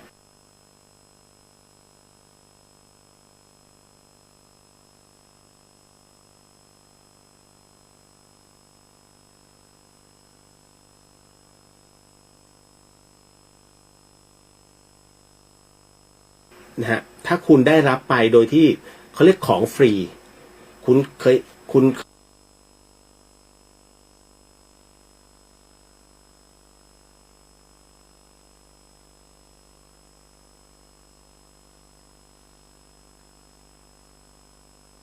ที่ กรณีของสมเด็จโตท่านนะสมเด็จโตท่านแจวเรือเพื่อที่จะแจกพระสมเด็จอะไรประเภทนี้นะฮะมันก็เลยดูแบบไร้ค่าเพราะว่าได้ฟรีนะฮะแต่ในขณะเดียวกันคุณเชื่อไหมไอ้เหล่านั้นนะฮะคุณฟังฮะเราจะติดหนี้สงฆ์ฮะนะครับเพราะฉะนั้นเนี่ยไม่อยากให้ติดหนี้สงฆ์ก็ท่านถึงได้บอกอันนี้99 บาท100บางคนเนี่ยถามว่าภายนั่นแหละนะฮะแล้วน้องก็ถามอีกว่าน้องเขาบอกมีคนถามเลยว่าไอ้เรื่องของพระหักนะฮะพระหักสารโค่นอย่างเงี้ยให้เอาไปทิ้งซะไม่ควรเก็บไว้ผมยกตัวอย่างสมมุติพระสมเด็จพระสมเด็จถ้าสมมุติว่าหักมึงจะทิ้งกันไหม ง่ายๆเลยแค่นี้ฮะพระสมเด็จหักเนี่ยฮะจะทิ้งไหมพระสมเด็จของสมเด็จพุทธจารย์โตเนี่ยฮะองค์หนึ่งถ้าองค์แท้มันล่อเข้าไปเกือบ20 ล้าน30 ล้านแล้วที่เจ้าสัวใส่นะฮะองค์นั้นเนี่ยรู้สึกจะ85 ล้านถ้าได้มาครึ่งหนึ่งเป็นคุณจะทิ้งไหมล่ะมูลอันนี้ขนาดเต็มองค์80 ล้านถ้าครึ่งองค์มี40 ล้านเหรอนั่นแหละง่ายๆเลยดังนั้นเนี่ยทั้งหมดมันขึ้นอยู่กับกระบวนการทางจิตของเรานะฮะผมถึงได้บอกว่าเราไปคิดกันเองไงยังเหมือนกันนะอย่างเช่นศาลพระภูมิถ้าศาลพระภูมินั้นเป็นไม้สักแท้อายุเป็น100 ปีถามว่าจะเก็บหรือจะทิ้งเก็บนั่นแหละมันก็เลยทำให้ต้องขออภัยฮะ มันต้องมานั่งพิจารณาฮะว่าเราควรจะเก็บหรือเราจะทิ้งในกรณีแบบนี้กับเครื่องรางนะฮะกับเครื่องรางของขลังอีกถึงตรงไหนแล้วใช้ให้คนท้าทายผีไปแล้วที่ด่าอากาศในวันนั้นนะครับแล้วก็ทำบุญตามที่เข้าใจนะคุ คุณฉันทนามีเรื่องอะไรจะถามไหมไม่มีครับเข้ามาฟังเฉยๆครับอ๋อฮะไม่ถ้ามีแลกเปลี่ยนได้นะไหนๆเข้ามาในห้องนี้แล้วฮะ หนุ่มน้อยก็ถามว่าถ้าไม่รบกวนเกินไปผมขอถามเรื่องของหมอปลานะเห็นแกไปกระทืบสารต่างๆนะฮะแล้วก็แกจะไม่โดนอะไรเลยครับหมอปลาเป็นอีกหนึ่งท่านที่ต้องบอกว่าเนาะเดี๋ยวผมต้องบอกก่อนนะครับว่าพระเนี่ยพระกรรมฐานท่านรับรู้ไหมรับรู้นะพระกรรมฐานท่านจะรับรู้ทั้งหมดแต่ท่านพูดไม่ได้เพราะว่าทั้งหมดทั้งมวลถ้าพูดขึ้นมาเนี่ยคนชอบก็มีคนไม่ชอบก็เยอะนะฮะไม่งั้นก็ท่านอวดอุตริซวยเลยนะถึงขั้นปาราชิกแต่กรณีตรงนี้ในส่วนของหมอปลาเนี่ยทั้งหมอปลาทั้งเจนทั้งในส่วนของต่างๆนานาเนี่ยฮะพวกนี้เขาเอ็กเมนเขามีของเก่าเขามีอะไรหลายๆอย่างเขารับรู้เราก็รับรู้เพียงแต่ว่าเขากล้าที่จะแสดงออกแต่ผมไม่กล้าแสดงออกเพราะว่าครูบาอาจารย์บอกมันไม่เกิดประโยชน์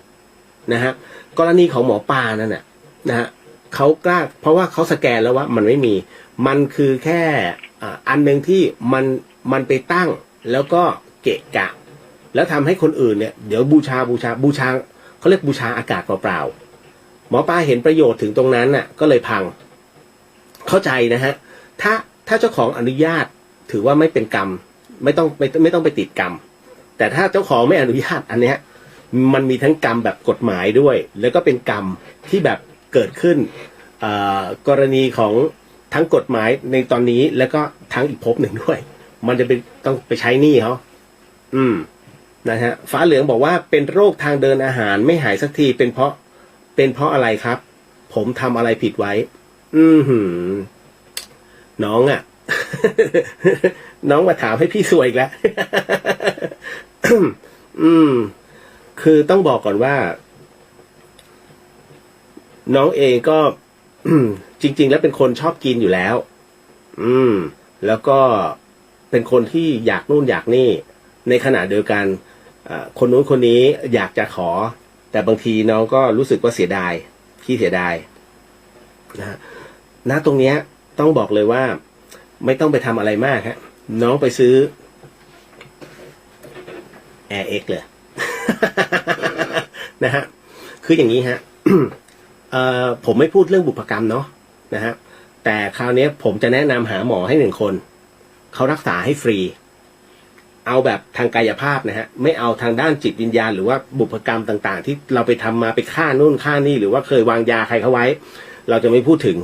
นะฮะแต่เรากำลังจะบอกว่าน้องไปเข้าเพจของหมอผินสมุนไพรกันหมอผินสมุนไพรกันนะฮะยาสมุนไพรกันเขาจะรักษาให้ฟรีใครก็ตามที่เป็นทั้งโรคมะเร็งนะฮะหมอผินรักษาได้ประมาณ100 กว่าโรคมี700 กว่าตัวยาเป็นยาไทยเป็นสมุนไพรไทยซึ่งการกลั่นนะฮะไม่ใช่ต้มนะฮะคุณต้องเข้าใจระหว่างต้มกับกลั่นไม่เหมือนกันนะฮะเข้าไปในเพจ Facebook นะฮะตรงนั้นแล้วเขาจะมีเบอร์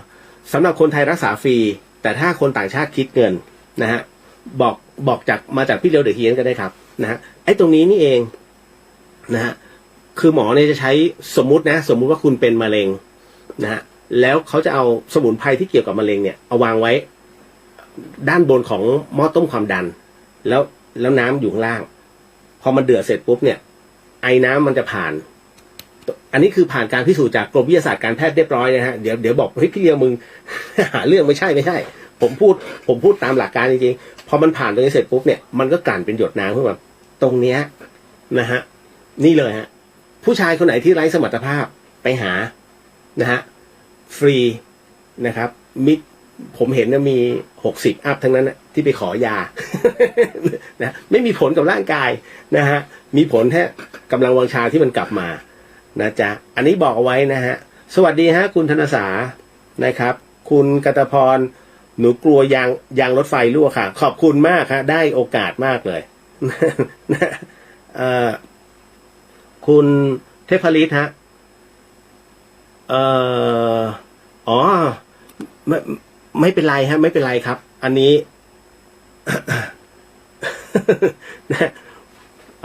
ไม่สามารถ นะครับคุณนาทีเทพบุตรสวัสดีครับพี่สวัสดีครับผมป้าปุ๋ยสวัสดีครับพี่เหลียวสวัสดีฮะนุ่นสวัสดีครับพี่เหลียวเพิ่งเลิกงานนะฮะแล้วก็เจ้าหมูอ้วนสวัสดีครับเกือบไม่ทันนะฮะคือวันเนี้ยมาโดยเฉพาะใจสั่งมาสวัสดีครับคุณทำดีสวัสดีพี่เหลียวนะฮะมีเงียบเป็นระยะอ่ะ ไม่ใช่พอดีตอนนั้นรอเรียกสายลิตเติ้ลโฮปถ้าเราไม่ค่อยได้ไปวัดแต่อาศัยฟังบทสวดเวลาเรานอนได้บุญไหมได้ฮะนะครับก็คือจิตเป็นกุศลนะฮะก็คือจิตสงบอันเป็นกุศลได้หมดคืออย่างนี้ไม่ว่าจะเป็นการทานศีลภาวนาเราได้หมดคือการสวดมนต์คือสมาธิเคลื่อนไหวนะฮะสมาธิเคลื่อนไหวเพราะฉะนั้นเนี่ยทำอะไรก็ตามมันมีสมาธิทั้งหมดทั้งมวลนะครับอ๋อฟิลเหรอเทพฤทธิ์ผมฟิลอ๋อจำได้นะฮะน้องฟิลนะครับมาถึงที่น้องเขาถามเอาไว้แล้วผมก็จดเอาไว้นะฮะนิดนึงอย่างเดี๋ยวนะฮะอย่างน้องต๋องเนี่ยพี่เลียวเพื่อนผมทำบุญบ้านแล้วนิมนต์พระฉันชาบูครับแบบชุดใครชุดมันแบบนี้ได้ไหมฮะเฮ้ยอันเนี้ยเหมือนที่น้องส่งภาพมาให้ผมดูเลยฮะมันมีน้องอะไรล่ะ คนหนึ่งลิตเติ้ลโฮปใช่ไหมที่ส่งภาพมาให้พี่เลียวดูว่ามีพระถูกถวายเป็นชาบูแต่ละชุดแต่นี้บ้านเพื่อนเขาทำบุญบ้านใหม่ใช่ไหมทำบุญบ้านแล้วนิมนต์พระมาแล้วให้ฉันชาบูเป็นชุดถามว่าได้ไหมเอาง่ายๆฮะพระภิกษุห้ามปรุงฉันอาหารในเวลาฉันอาหารท่านห้ามปรุงนะฮะยิ่งของสดไม่ได้เลยนะครับถือว่าผิดพระวินัยนะครับต้องเป็นของสุกถ้าชาบูแล้วน้องปรุงให้แล้วก็เรียกว่านำถวายท่านอย่างเงี้ยไม่ผิดอย่างเงี้ยได้สแตมป์พี่ครับกรณีเพื่อนผมถูกแทงจนสลบไป4 วันแล้วพอฟื้นขึ้นมาเหมือนกับว่าไม่ใช่ตัวมันนะพี่มันบอกว่านี่ไม่ใช่พ่อแม่มันอยู่ขอนแก่นมันจะกลับบ้านจนหมอมาตรวจแล้วทุกอย่างก็เป็นปกติแต่หมอบอกว่าน่าจะเกิดจากการช็อกก็ให้พักผ่อนมากๆแล้วก็ให้มาตรวจอาการทุกเดือนแล้วก็ออกจากโรงพยาบาลไปพอไปถึงบ้านมันเข้าห้องผิดหมดเลยขนาดผมมันยังถามเลยว่าเป็นใครตอนนี้พ่อกับแม่มันกลุ้มใจมากครับออกจากโรงพยาบาลได้2 สัปดาห์แล้วก็มีคนบอกว่าสลับวิญญาณผมควรทำไงดีครับอันนี้ดูหนังมากไปป่ะเนี่ย น้องดูหนังมากไปแล้วไม่น่าใช่นะคือเดี๋ยวโอกาสเป็นไปได้มันก็มีเนาะสแตมป์คืออย่างนี้ฮะหลวงพี่ภาสกรเนี่ย ท่านเคยบอกเอาไว้ว่า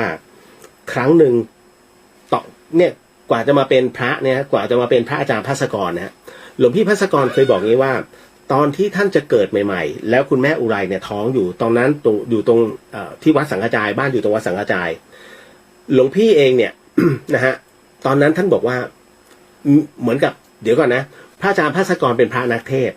ท่านไม่มีญาณวิเศษท่านไม่มีพลังสมาธิกล้าแกร่งนะฮะไปดูได้ตาม YouTube หลวงพี่ภาสกรบอกว่าอันนี้ท่านให้ผู้รู้ใช้คำว่าผู้รู้เล่าให้ท่านฟังก็ปรากฏอย่างนี้ฮะว่าหลวงพี่บอกว่าตอนนั้นเนี่ยท่านน่ะสถิตอยู่ที่ยักษ์หน้าวัดสังฆจายหลวงพี่อ่ะสถิตอยู่ใช้คำว่าสถิตเลยคือสิงอยู่ในยักษ์ก็คือเหมือนกับกุมพันธ์นะฮะที่วัดสังฆจายและคราวนี้ปรากฏว่าในตอนนั้นเองเนี่ยคุณแม่อุไรนะฮะก็เดินผ่านตอนนั้นน่ะแม่อุไรเนี่ยฮะนะฮะกับดร.ระวีนะฮะก็คือหลวงพี่ภาสกรเป็นลูกคนที่2นะฮะพอเดินผ่านมาตัวเนี้ยหลวงพี่บอกว่าหลวงพี่เห็นอุ๊ยผู้หญิงคนนี้สวยจังนะฮะจะทำยังไงนะให้อยู่ใกล้ชิดเธอท้ายที่สุดแล้วหลวงพี่บอกว่าณตรงนั้นนั่นเองเนี่ยเพียงแค่คิดดวงจิตก็เข้าไปอยู่ในท้องทันที คือโดนดูดเข้าไปอยู่ในท้องนั่นก็คือเมื่อคลอดออกมาเนี่ยก็คือเป็นพระภาสกรในปัจจุบันเพราะนั้นเวลาท่านเทศเนี่ยจึงแบบก็มีผู้รู้บอกท่านว่าเพราะท่านเนี่ยไปแย่ง ไปแย่งคนที่จะมาเกิดก่อน มันเหมือนกับไปเบียดวิญญาณเขาที่จะต้องมาอยู่ในร่างของเด็กน้อยคนนั้นนะฮะแต่ปรากฏว่าท่านมีฤทธิ์มากกว่าจึงเบียดเอาวิญญาณเนี้ยออกไปผมก็ไม่รู้ว่าวิญญาณที่ถูกเบียดนั้นตอนนี้ไปอยู่ที่ไหนท่านก็ไม่ได้พูดถึงอันนี้ฟังเป็นนิยายนะคุณฟังนะสิ่งที่ผมพูดทั้งหมดทั้งมวลเนี่ยใช้วิจารณญาณทุกครั้งนะฮะไม่ใช่ว่าเฮ้ยจะต้องเชื่อไม่นะตามคอนเซปต์ของเราเลยเดอะเฮียนนะฟังเป็นนิยายนะครับเราจะไม่ให้คนเชื่อใช้วิจารณญาณทุกครั้งในการรับฟังเรื่องราวประเภทนี้แล้วกันฮะข้อสำคัญให้ฟังหูไว้หูนะจ๊ะเอาล่ะพอถึงตรงเนี้ยกรณีของสแตมป์ฮะสแตมป์เพื่อนสแตมป์นั้นถ้ามั่นใจว่าวิญญาณสลับร่างแน่ๆเนี่ยเราก็ไม่เคยเจอเฮ้ยพี่เรียนไม่เคยเจอเคสแบบนี้จริงๆนะฮะพระอาจารย์รูปไหนจะช่วยได้กว่านี้นะฮะจะมาบอกให้เอ็กเมนทั้งหลายผมก็เชื่อมั่นเนาะคือประมาณว่าคืออย่างนี้เรื่องของเรื่องคือเพื่อนสแตมป์เนี่ยเขาถูกแทงแล้วสลบไป4 วันฮะที่โรงพยาบาลแต่พอฟื้นขึ้นมาเนี่ยมันไม่ใช่ตัวเขาที่เขาบอกมามันก็เลยทำให้มีความรู้สึกว่าเฮ้ยมันเดี๋ยวนะฮะแป๊บหนึ่งนะครับใช่ไหมอ๋อมันขึ้นน้องเขาว่าเรียกยกมือ ขออภัยนะฮะเดี๋ยวน้องฉัตรธนาปิดลองปิดไมค์ฮะปิดอันนี้ปิดยังเดี๋ยวนะตึ๊ดปิดอยู่ครับอ๋อเหรอไม่มันขึ้นตัวโบกมือนิดนึงโอเคไม่เป็นไรเมื่อกี้ผมปิดอยู่นะครับอ๋อเหรอ ไม่เป็นไรฮะพอดีของพี่เลียวมันเนี่ยพอเวลา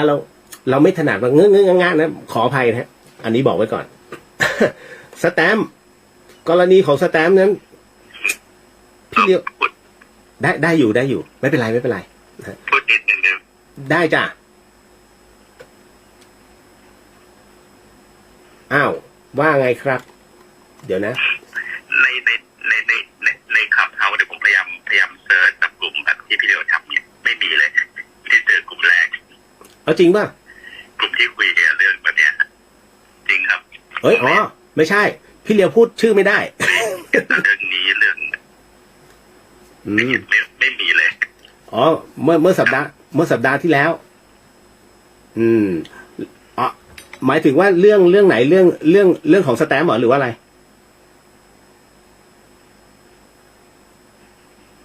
เปล่าครับเรื่องเกี่ยวกับที่เราวิญญาณเรื่องอะไรครับไม่ค่อยมีคุยในครับเฮากันมีน้องมีเรื่องคุยกลุ่มแรกมันจะมีวันเขาจะมีเป็นวันอย่างวันเสาร์ไม่ใช่ป๋องไงอันนั้นอันนึงแล้วก็เมื่อวันศุกร์อีกเรื่องนึง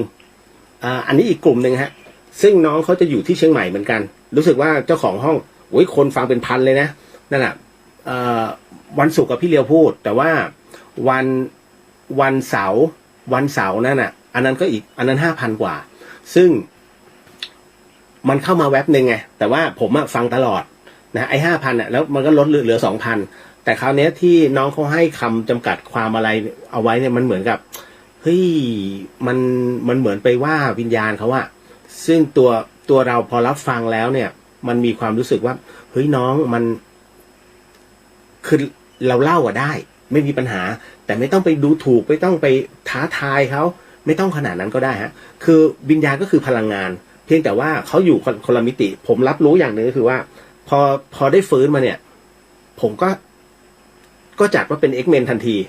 เพราะว่าพอไปไหนมาไหนเนี่ยมันก็เห็นเพียงแต่ว่าบังเอิญผมได้พระอาจารย์กบเนี่ยเป็นผู้ที่สอนตอนนี้ท่านไปอยู่ที่วัดป่าพรหมยานที่ฉะเชิงเทราถ้ามีโอกาสไปกราบท่านก็ได้นะฮะ พระอาจารย์กบก็สอนวิธีการในเรื่องของการปิดสวิตช์ให้ผมก็เลยรับรู้แล้วก็เอาง่ายๆพระที่อยู่กับพระอาจารย์กบที่วัดป่าพรหมยานที่8 ริ้วฉะเชิงเทราเนี่ยฮะบางปะกงฉะเชิงเทราเนี่ยฮะหลวงพิธีเป็นหลานของผลไม้กระป๋องยี่ห้อใหญ่หลวงพิธีเนี่ยก่อนบวชเนี่ยหลวงพิธีเห็นผีตลอดตั้งแต่เกิดเลยฮะเขาเรียกว่า เขาเรียกว่ามี X-Men มาตั้งแต่เขาเรียกบุญเก่าเห็นมาตลอดจนกระทั่งมาถึงธรรมสถานท่านก็เลยมาสอนวิธีการปิดสวิตช์แล้วคราวนี้คือผมเนี่ยไม่เคยเห็นเลยไม่เคยเห็นมาแล้วก็เป็นลูกเรียกว่าเป็นทีมงานของป๋องมาตลอดนะฮะแล้วก็ป๋องก็จะรู้ว่าผมเนี่ยเป็นคนที่ไม่เชื่อเรื่องเกี่ยวกับผีจนกระทั่งออกในไปในที่ช็อคสัญจรแต่ผมว่าพูดเก่งตรงที่ว่าผมเป็นอนาลเซอร์แล้วก็เป็นคนที่พากย์สารคดีดังนั้นผมจึงพูดเนี่ยได้เห็นภาพป๋องก็เลยชอบณตรงนั้นนั่นเองมันก็เลยทำให้ผมเนี่ยได้ออกอยู่บ่อยๆแล้วก็รายงานอยู่บ่อยๆกับตรงนี้แต่ว่าป๋องจะรู้ว่าผมไม่เชื่อนะจนกระทั่งนี่แหละฮะ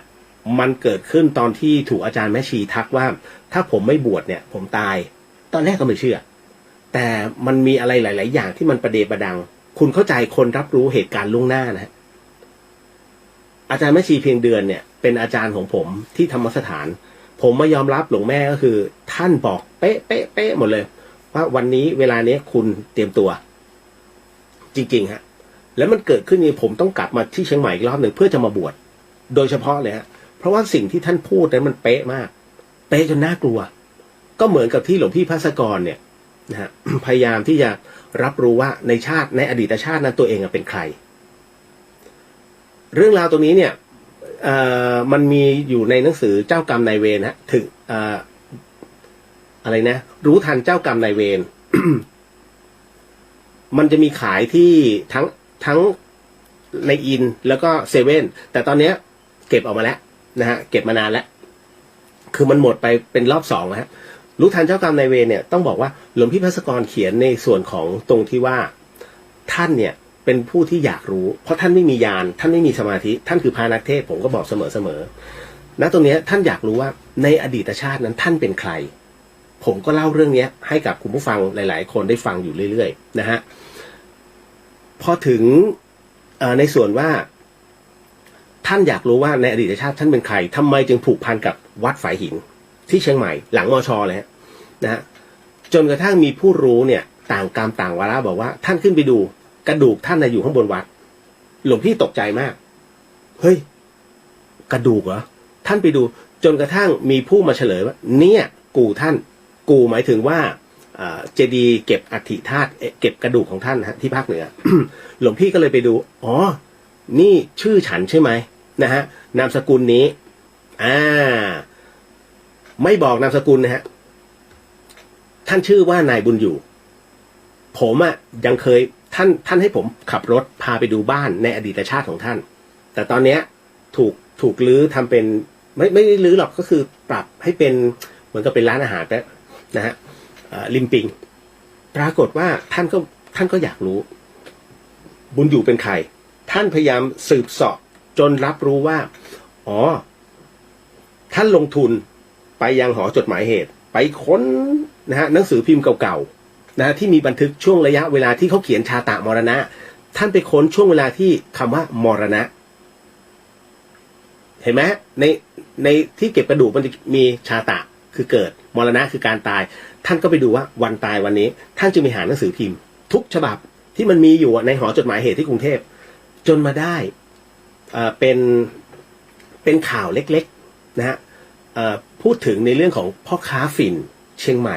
ถูกแทงตายชื่อว่าบุญอยู่มีนามสกุลพร้อมอายุ30คือท่านไปดูที่กู่ท่านแล้วบวกลบคูณหารอายุมันแค่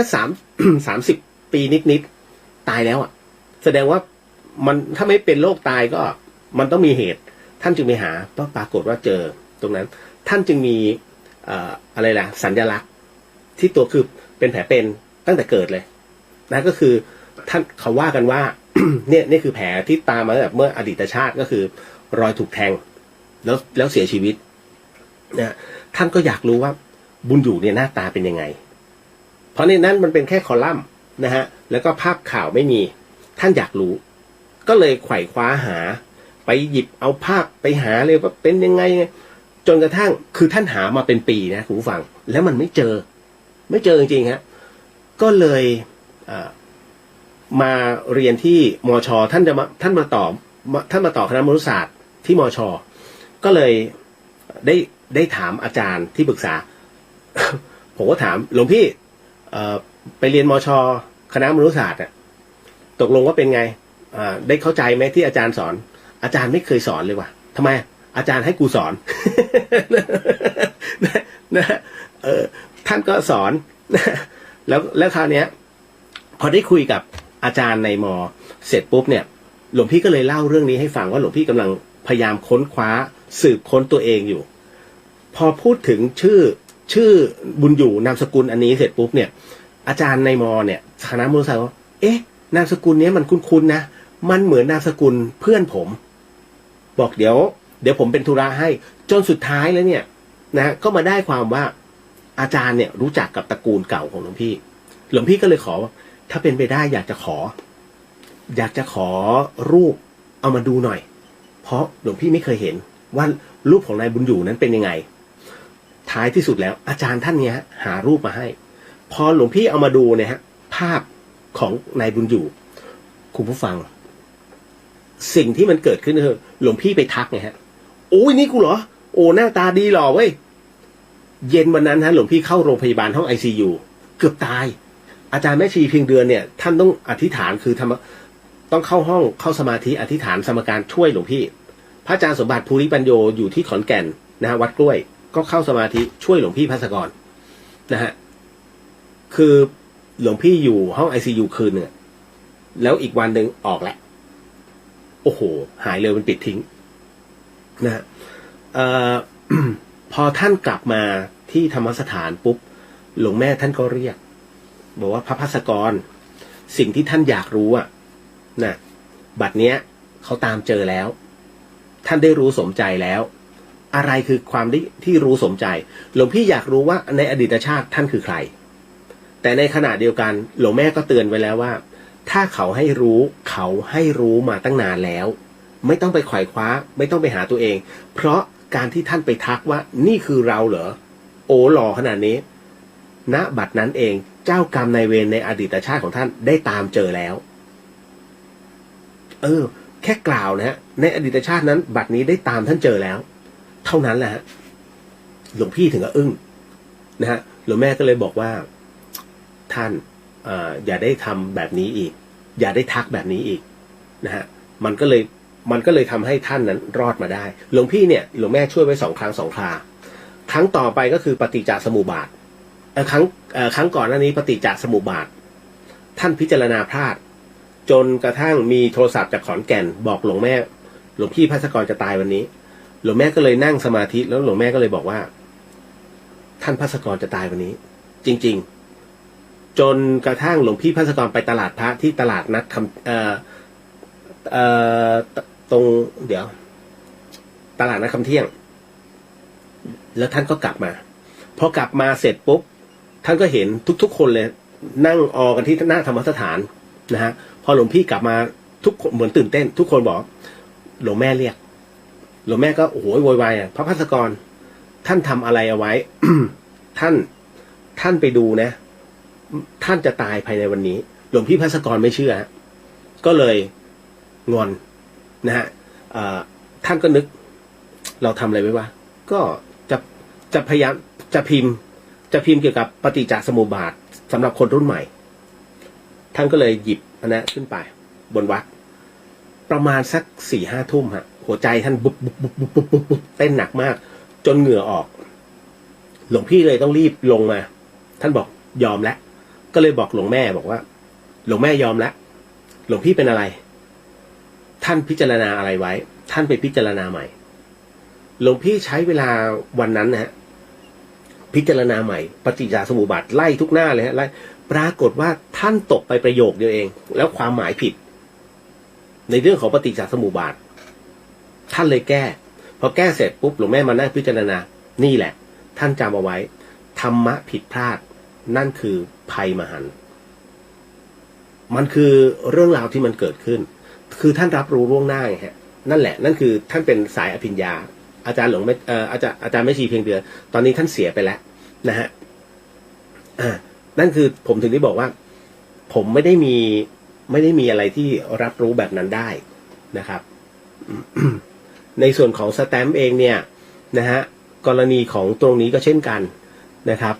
วิญญาณสลับร่างเนี่ยมันเข้ามาตรงเนี้ยกรณีคล้ายๆกับหลวงพี่เลยแต่หลวงพี่ท่านก็แก้ไม่ได้นะไม่มั่นใจจริงๆฮะขอติดไว้ก่อนเนาะสแตมป์ผมอาจจะลองถามครูบาอาจารย์ดูว่าประมาณไหนผมก็เชื่อมั่นว่าบางท่านก็ไม่สามารถจริงนะ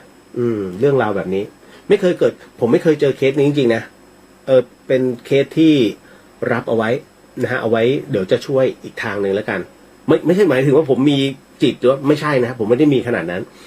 จะช่วยคือเดี๋ยวจะถามน้องๆแต่ละคนนะฮะอันนี้นะฮะคุณพรทิพย์ถามมาว่าคุณเรียวถ้าเราต้องทำบุญกระดูกหลังจากที่ผ่านมาหลายปีแล้วเนี่ยเราควรจะทำวันไหนดีคืออย่างนี้อย่างที่ผมบอกว่า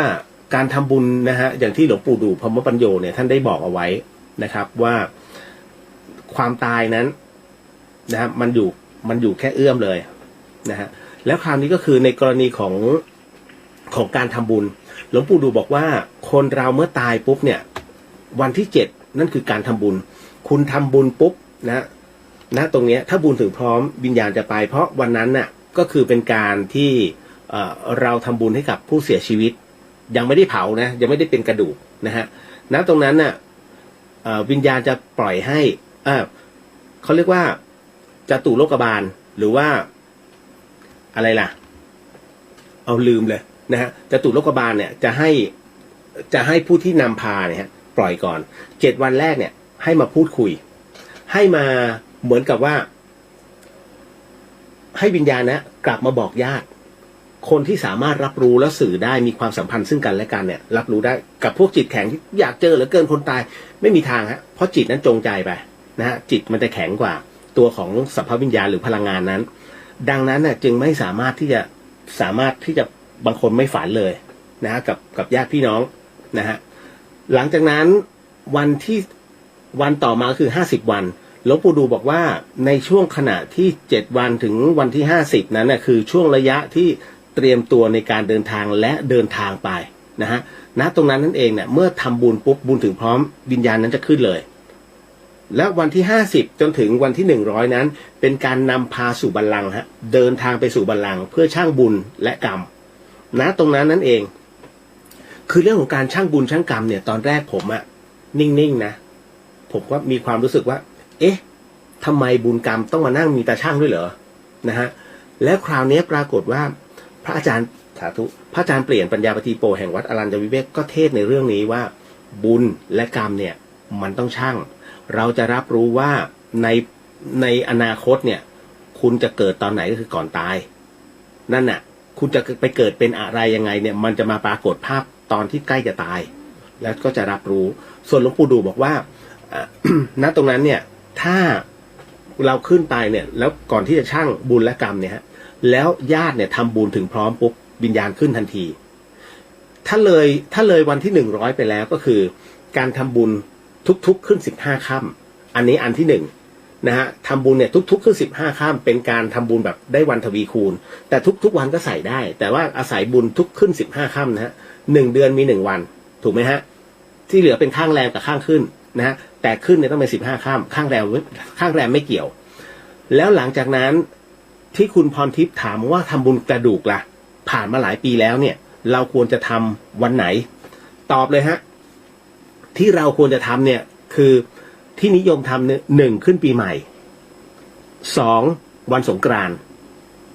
ที่เขาไปขัดธาตุอธิธาตุนะฮะหรือวันที่ท่านสะดวกกันทั้งครอบครัวแล้วก็นัดกันนะหรือก็คือวันที่ครบรอบวันเสียชีวิตของผู้วายชนก็สามารถที่จะรับทำตรงนี้ได้นะฮะเก็ตเนาะเอาละเหนื่อยเนาะ คือเวลาจัดรายการประเภทนี้ในเรื่องของ จิตวิญญาณเนี่ยไม่สื่อนะอย่าใช้คำว่าสื่อเพราะผมไม่เก่งเหมือนกับน้องๆอีกหลายๆคนที่เขาสามารถสื่อได้และผมก็เชื่อมั่นว่าคือการสื่อวิญญาณอ่ะเป็นอีกหนึ่งหนทางที่เราสามารถติดต่อวิญญาณได้ก็จริงนะฮะแต่อย่าพยายามเลยนะครับเพราะว่าประโยชน์มันเนี่ยยังหาไม่เจออย่างที่น้องคนเมื่อกี้ ได้ให้คำจำกัดความของกงล้อแห่งกรรม นะก็คือปฏิจจสมุปบาทแต่ผมเนี่ยย่อมาในส่วนของในส่วนของความที่เข้าใจว่า7จิตด้วยกันแต่ในส่วนของอภิธรรมนะ11น้องก็ว่าถูกหมดทั้งหมดทั้งมวลเพียงแต่ผมย่อให้เห็นว่ามันเกิดขึ้นนะตรงเนี้ยนะแต่ท้ายที่สุดแล้วสิ่งที่อยากจะบอกก็คือให้ก้าวข้ามผ่านมันไปเพราะว่ามันไม่ได้ประโยชน์หรือว่าหาสาระไม่เจออยู่แล้วในส่วนตรงนี้นั่นเองฮะนะทำไมจึงเป็นเช่นนั้นล่ะเพราะมันไปติดฤทธิ์ที่ธรรมสถานของเราเนี่ยเป็นสายหลวงพ่อฤาษีลิงดำนะครับก็เป็นสายวัดท่าสูงก็คือเมื่อก่อนนี้เราจะมีการฝึกมโนมยิทธิมีการฝึกกสิณไม่ว่าจะทั้งไฟแล้วก็อาโปนะฮะการแช่น้ำแข็ง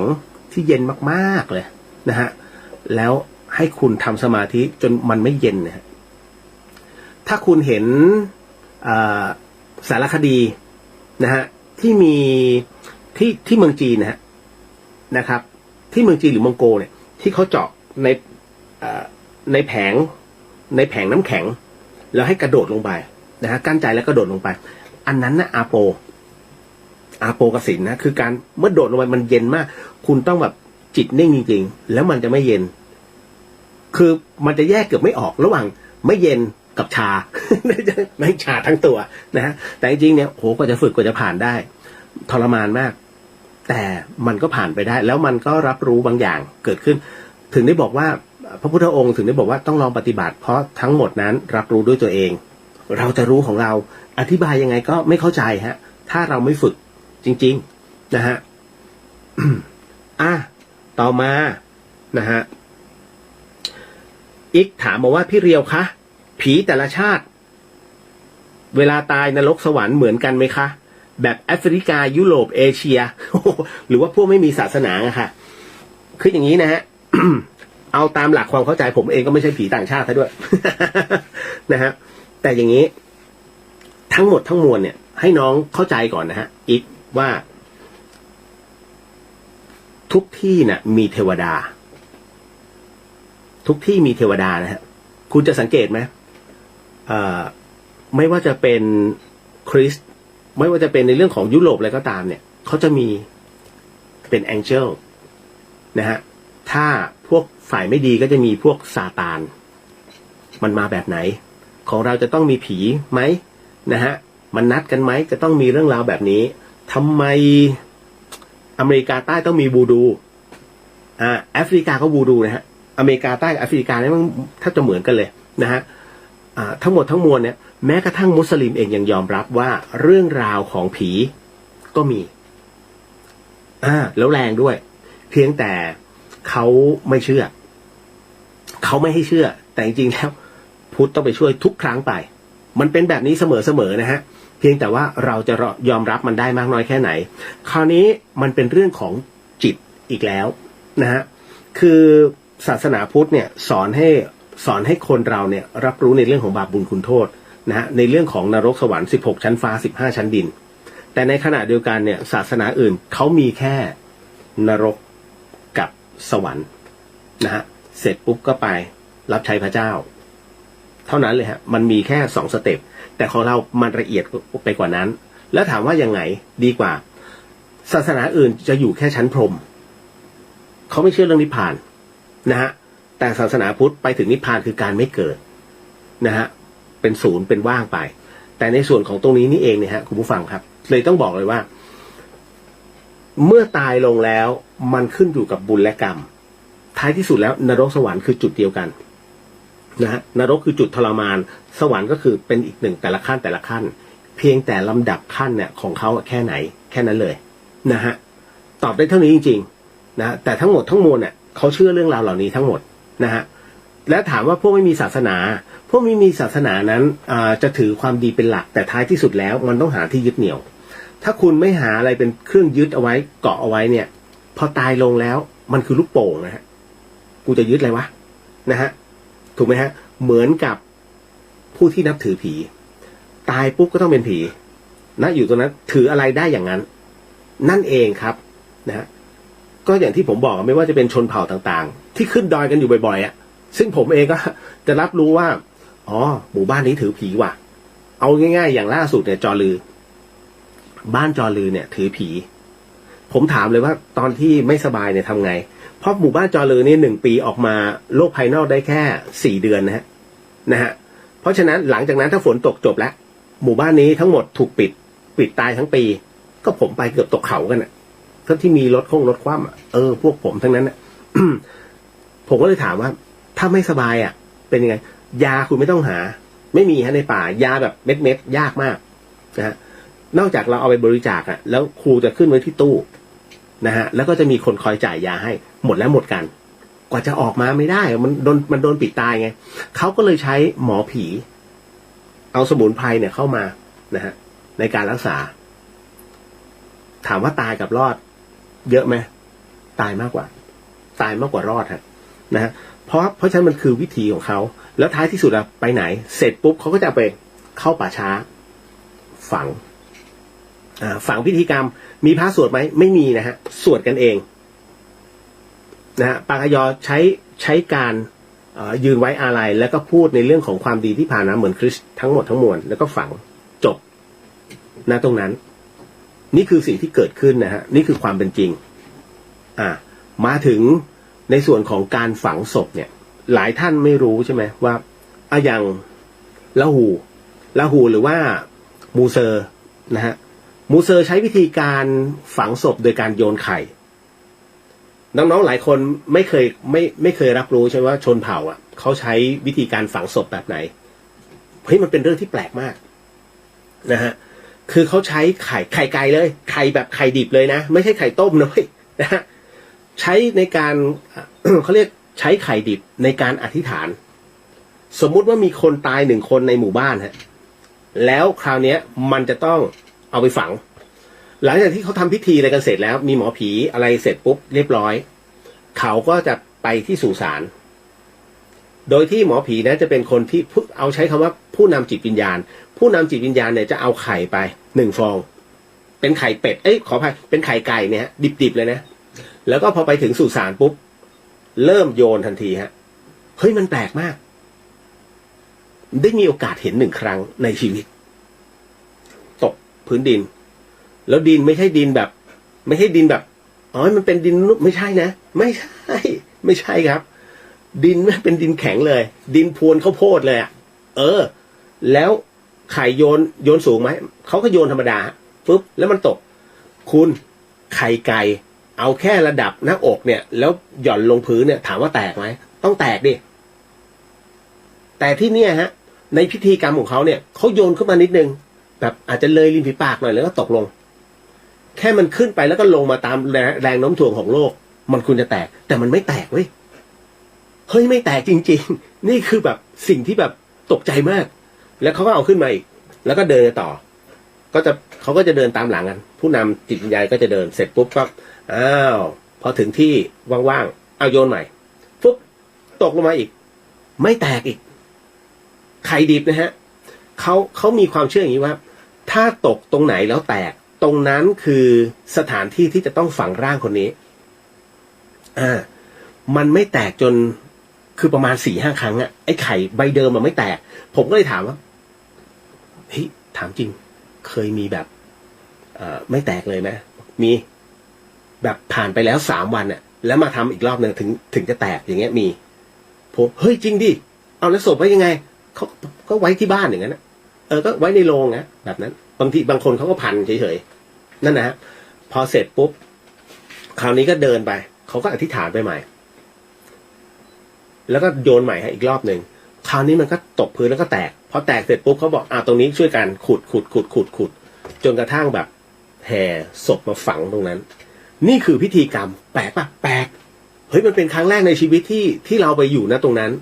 นะฮะด้วยความที่เราเป็นนักข่าวด้วยไงผมก็เลยต้องทำการพูดคุยกับเขาในเรื่องของพิธีกรรมพิธีการทั้งนั้นนี่คือมันเป็นประโยชน์เวลาเราไปพอสวแต่ละที่ผมก็จะถามเรื่อยๆนะแต่ละพื้นที่เขาฝังตรงไหนเหรอตรงนี้เป็นอะไรเหรอบางทีเราผ่านสุสานมันยังไม่รู้เรื่องเลย คุณสังเกตดีๆนะเวลาคุณไปดอยหลายๆครั้งที่ผมผ่านสุสานเขาแล้วคณะเราเนี่ยผ่านไม่รู้เรื่องเลย จนเขาบอกเนี่ยสุสานเก่าสุสานผู้อพยพจำได้ที่อุทยานแห่งชาติสารวินผมต้องเดินข้ามไปดูอ่ะจอนยังเป็นพยานได้ผมเดินข้ามเขาไปโอ้โหไม้กางเขนเป็นพัน วุบสุดลูกหูลูกตาเพราะสมัยก่อนนั้นน่ะตอนที่ตรงที่เขาเป็นปางไม้เก่าอ่ะนะฮะอินเดียอะไรนะบริษัทอะไรอินเดียแปซิฟิกเมื่อก่อนเนี่ยที่เขามาสัมปทานป่าไม้ภาคเหนือมันสร้างเอาไว้แล้วเขาเอามาทำเป็นศูนย์อพยพโอ้โหคุณเอ้ยตายกันเป็นเบื่อผมก็ถึงไปดูไงครับอ๋อตรงนี้เองโอ้น่ากลัวนั่นแหละเฮี้ยนสุดๆ เพราะไม่มีใครให้เขาเลยนี่แหละเก๋ก้อยหวัดดีครับพี่หวัดดีครับผมขวัญหวัดดีครับพี่หวัดดีฮะนะครับเอาละฮะมาถึง ครูหวัดดีครับคุณเดียวหวัดดีครับผมนะฮะคุณบดีนะฮะมาถึงอีกหนึ่งท่านที่ถามเอาไว้เนี่ยน้องตั๊กถามมาว่าพี่คะพอดีน้องหนูจมน้ำตายแล้วตอนที่จะเอาเข้าโรงเนี่ยเลือดมันออกมาทะลักมันน่ากลัวมากแน่นอนฮะความดันอากาศมันอัดเข้าไปในเส้นเลือดนะท้ายที่สุดแล้วคุณจะเห็นอันนี้ผมตอบไว้ค้างไว้ครั้งที่แล้วใช่ไหมคุณจะเห็นนะฮะว่าคนที่จมน้ำตายเนี่ยเลือดจะออกจากทวารทั้งหมดเลยทั้งหูทั้งตาทั้งปากจมูกออกหมดเลยน่ากลัวฮะนะครับ ต่อให้ร่างกายแข็งแล้วเนี่ยมันก็ไม่แข็งมัน